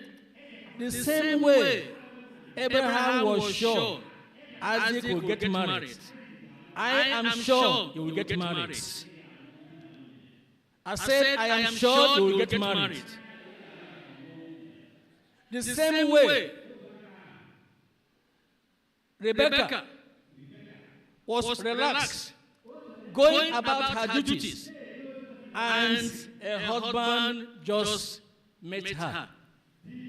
A husband just become provided. The same way, if you are going to relax like Rebecca did, your husband will come very soon in Jesus' name. The same way Isaac just relaxed, going about the father's business, going about meditation, trusting God, having faith in God. The same way you, my brother, as you relax, your wife is coming very soon in Jesus' name. You can only pray in an attitude of faith when you are relaxed and you are putting your trust and confidence in God. Therefore, brother, I say, relax. Therefore, sister, I say, relax. Your wife, your husbands, they are coming very soon in Jesus' name. Because God will do it. And if after marriage, there have been delays in childbearing, I want to tell you something. God remembered people like you in times past. And because He has not changed, He is going to remember you. I say, God will remember you. I say again, God will remember you. In Genesis 18,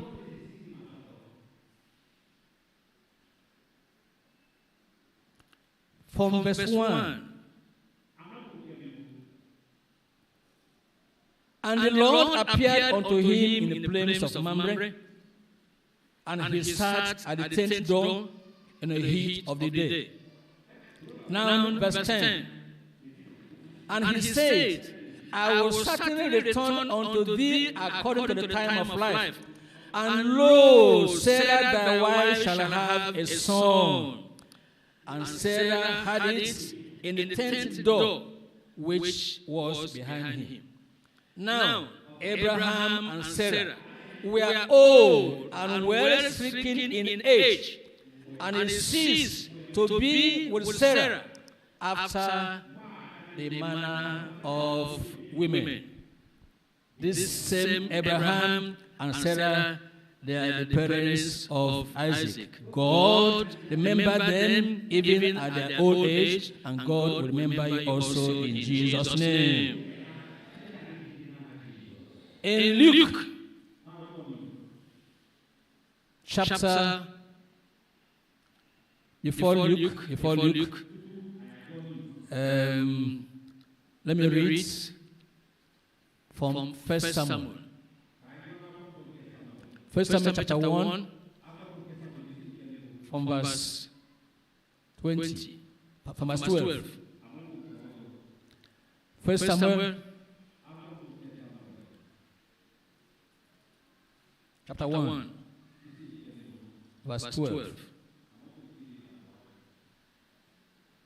And it came to pass as she continued praying before the Lord, that Eli marked her mouth. Anna was childless, getting old. Rather than getting worried and fretting, she gave herself to prayers. And God remembered Hannah.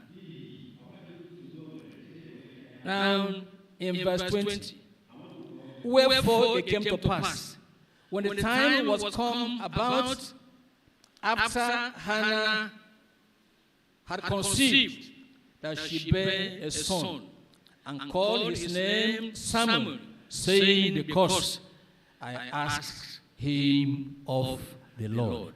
A child born out of prayers. May your child be born out of prayers unto God in Jesus' name. Prayers of faith, not fretting. That is what brings about the fulfillment and intervention of God.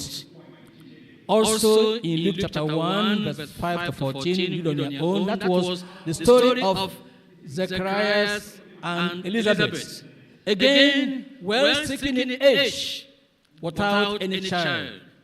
But God remembered them, and they became the parents of God, John the Baptist.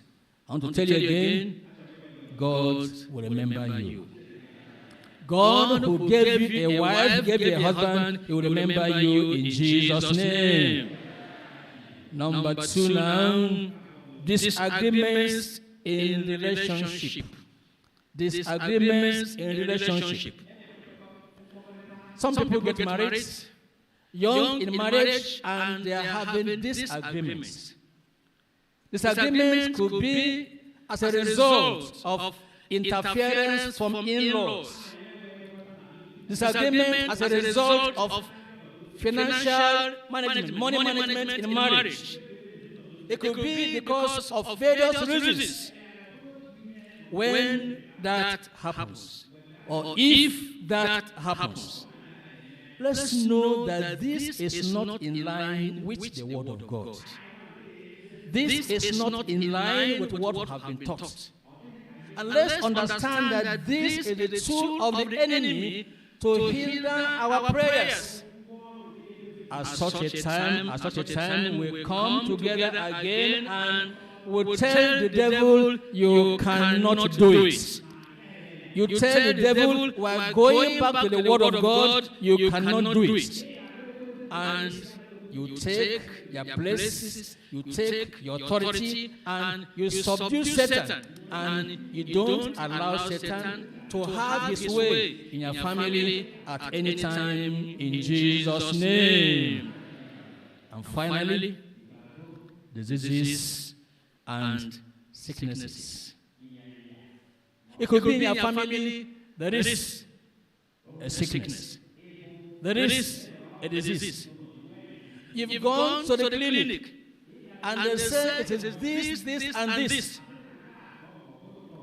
At such a time, I say what? Relax. Have faith in God. Look up to God, because God answers prayers. You didn't hear me? I said because God answers prayers. I said because God answers prayers. Look at Exodus 15.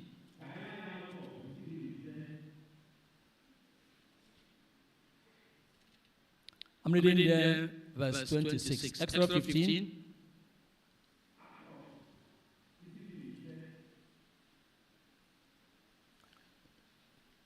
Verse 26.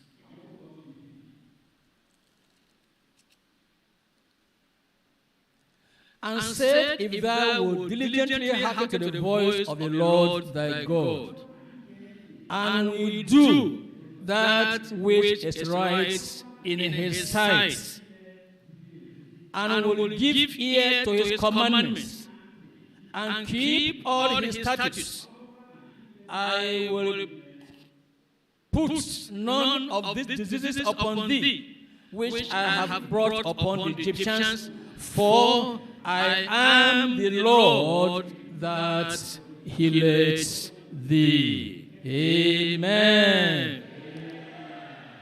God will heal every sickness found in your body, found in your family.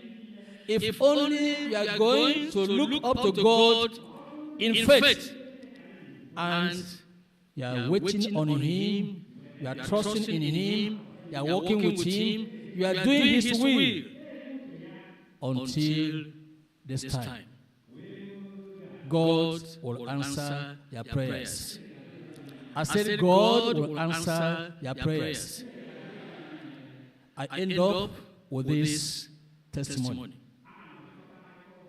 In fact, I had to check up this last Friday to ask the sister in question. This sister, I knew when a brother came for her. It was a barrister. And in those days, that was a period when, the church was young. And you don't have so much people like that in the church. But this sister prayed and said, this brother, though a barrister, though educated, is not the will of God for me. And eventually she got married. Got married to a soldier. A lance corporal at that time. That's the one she got married to. And they got married in the church. They married in 1997. Praise the Lord. And they had their fourth child in 2017. How many years? 20 solid years. Praise the Lord. And now, they have 3 children. Praise the Lord. We're saying that if you trust God, the brother himself eventually retired in the army as a major. A pastor at the level of group pastor in the church, and the wife a woman coordinator. Serving the Lord for all these 20 years without any child.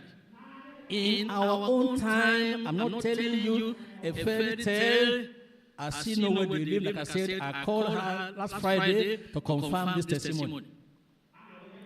And whatever is the matter, whatever is the matter, whatever is the matter, look up to God. Any delays in getting married, look up to God. Any delays in childbearing, look up to God. Any disease, anything they say the reason why child has not come, look up to God. I want to assure you, a godly marriage is on the way, and you are going to have a Christian marriage, giving rise to a godly family for the glory of God in this time, in Jesus' mighty name. This is your opportunity. This is your own time. It can only happen if you have trust and confidence in God. So this morning, I want to challenge you, I want to encourage you in all things regarding your marriage and regarding your family. God can do all things. God will remember his own. What he has said, he will do. He will do it. He will not fail you, because he is a faithful God. In closing, that passage again, Jeremiah 29, verse 6. Take ye wives and beget sons and daughters. Take wives for your sons and give your daughters to husbands, that they may bear sons and daughters, that ye may be increased there and not diminished. You will not diminish in Jesus' name. You will increase in Jesus' name. Your marriage will be fruitful. Your marriage will be a happy one, and you are going to live for the glory of God even in this time, in Jesus' name. Rise up now. It's time to go to God in prayers. A time to remind God of his word. A time to tell God to do as he has said. A time to tell God that you are his own child, a son, a daughter, and your trust and confidence is in him. You believe in him. Your faith is in God. You're obedient to his word. you are willing to marry as his will and his word commands. You are not going to marry the way of the world. You will not look here and there to choose a wife and to choose a husband. You will not marry because this man is rich, but because God has said that is your man. You will not marry by sight. You marry because God has led you and God has spoken to you. And you are making plans to get married. You are growing your faith. You are growing your prayer life. You are preparing yourself to live by the word of God, so that whatever happens in marriage, you are able to stand by the word of God.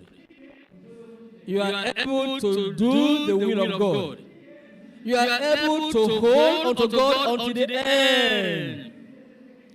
Any delay in getting married, trust God. Trust God. Pray unto Him. Don't look here and there.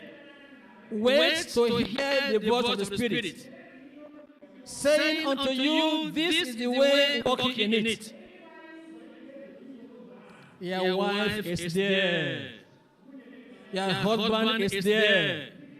It's a question of time. It is a matter of time. God will bring you together. No worry, no anxiety. Because God is faithful. Invest time to prepare yourself, to get ready for what God is about to do.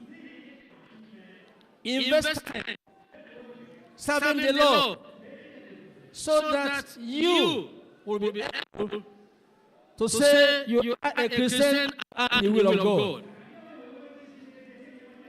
So you be bold before the Lord and say, I am praying as a son, I'm praying as a son, I'm praying as a servant, I am not a hireling. And therefore you are holding unto God to do as He has said. Brother, pray. Anything eating your time and hindering you from giving time to serve the Lord, to prepare yourself for marriage in the future, push it aside. Have time for God. Have time for His word. Have time for His service. God will bring His will for your life to come to pass. Give time to work. Give time to labor. Get riches. Get money. Because you are going to take care of extra months when you get married. Prepare, because marriage is coming. Work and save some money. Give time, save some money. And when the time comes, you have enough to pay the dowry of that price. And you have enough to touch lives, both in your family and in the family of God. And you have treasures to get involved in God's projects. And the joy of being involved, the joy of husband and wife being involved in serving God, in God's project, will strengthen and cement your marriages. Give your trade and serve the Lord. Use your trade and talent and serve the Lord. Serve the Lord while you are young. Serve the Lord until old age. Abraham remained a friend of God. Abraham remained a servant of God. Abraham showed his son the way of the Lord, even up to old age. You can do likewise. In Jesus' name, pray. And while this is being done, You have boldness to stand before the throne of God, to ask for His gracious interventions. And this morning, we are going to pray to God for interventions in various different areas of our marriages, our marriage plans, and of our families. And you know the area where you need God intervene. You are not breaking through. You are not praying through. It's like you are always missing it.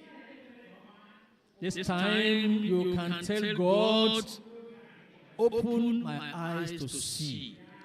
Speak to my heart and lead me. Today, God will intervene for you.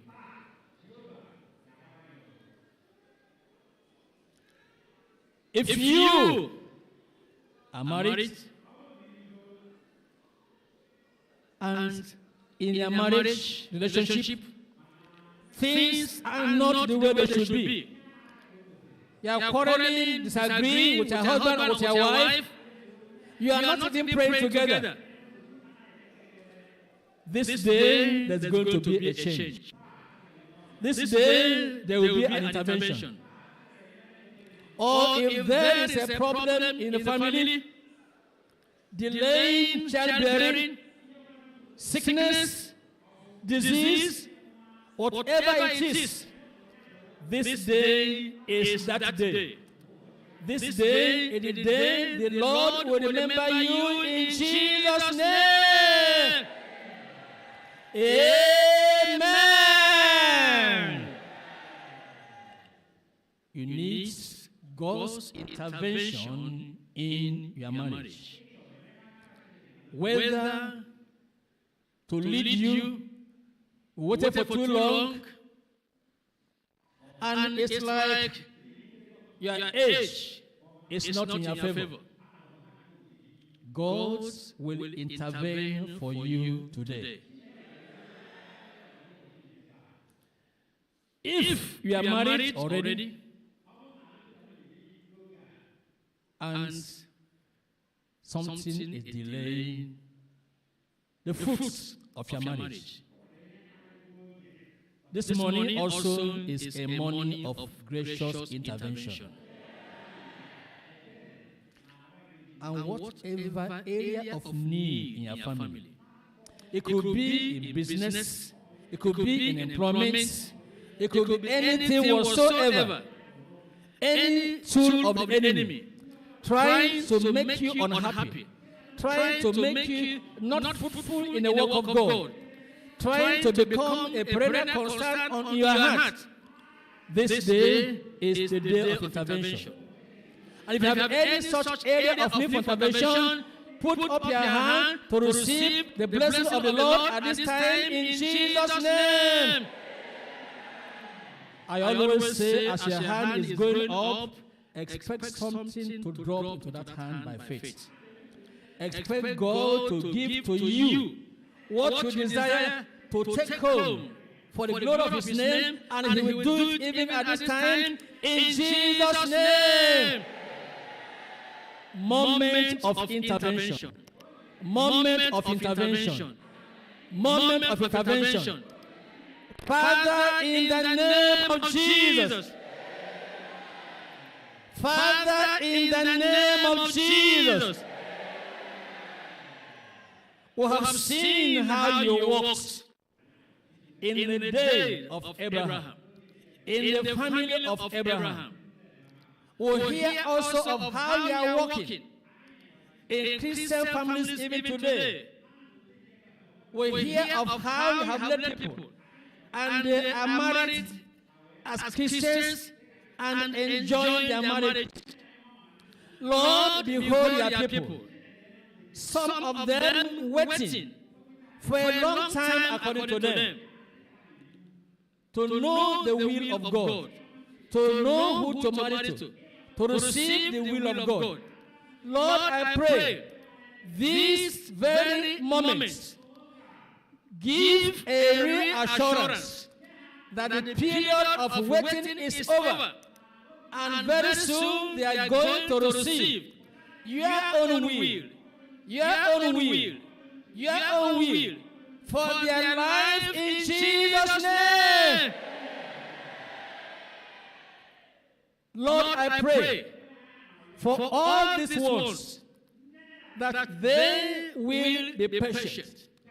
Having done the will of God, the Bible says we have need of patience.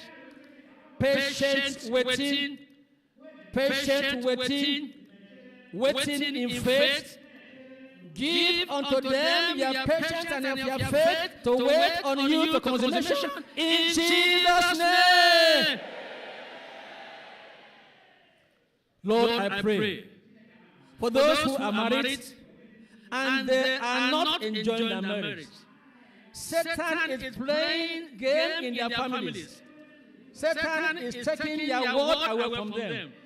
They are giving attention to things that are not so important. They are giving attention to money and they are not giving attention to their spiritual lives. Lord, I pray that this very moment open their eyes one by one to the things causing disagreements. And Lord, enable them to address the issue, in-law interference, money management in their marriage, in their families, whatever is causing the problem, lack of interest or lack of care for the children or for the wife. Lord, whatever is the root cause of the problems, Lord, open their eyes to see and to address those problems, and as they come forth in honesty, as they come forth in sincerity, Lord, this moment, bring about peace. Bring about peace.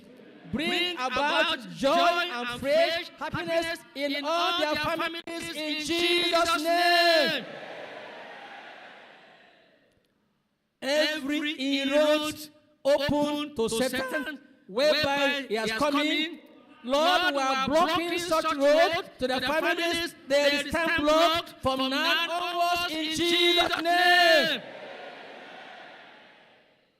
And Lord, I pray, anywhere there is disease or sickness, and whatever it may be, taking away the fullness of joy in the marriages and families of your people, Lord, this hour, this very hour, Lord, I pray you will arise with your intervention. You will arise in your mercy. You will arise in your power. And Lord, deal with these diseases, deal with the sicknesses, deal with everything hindering their joy in the family in Jesus' name. Lord, I pray for your people that even as you are answering their prayers, Lord, keep them strong. Strong in their bodies, strong to serve you, strong in their faith, strong in their conviction, that nobody will take them away from the kingdom at any time in Jesus' name. And whenever you come, Lord, find us one by one, faithful unto you, faithful serving you, faithful in all our families in Jesus' name. Well, thank you because we know it is done. Be thou exalted for answering our prayers, Lord. In Jesus' name we pray. In Jesus' name we pray. In Jesus' name we pray. Amen. He has done so much for us. He has taken away our sorrow. Oh, glory, hallelujah. Jesus did so much for us. Has taken away our sorrow. Oh, glory, hallelujah. He's coming to take us home. Amen.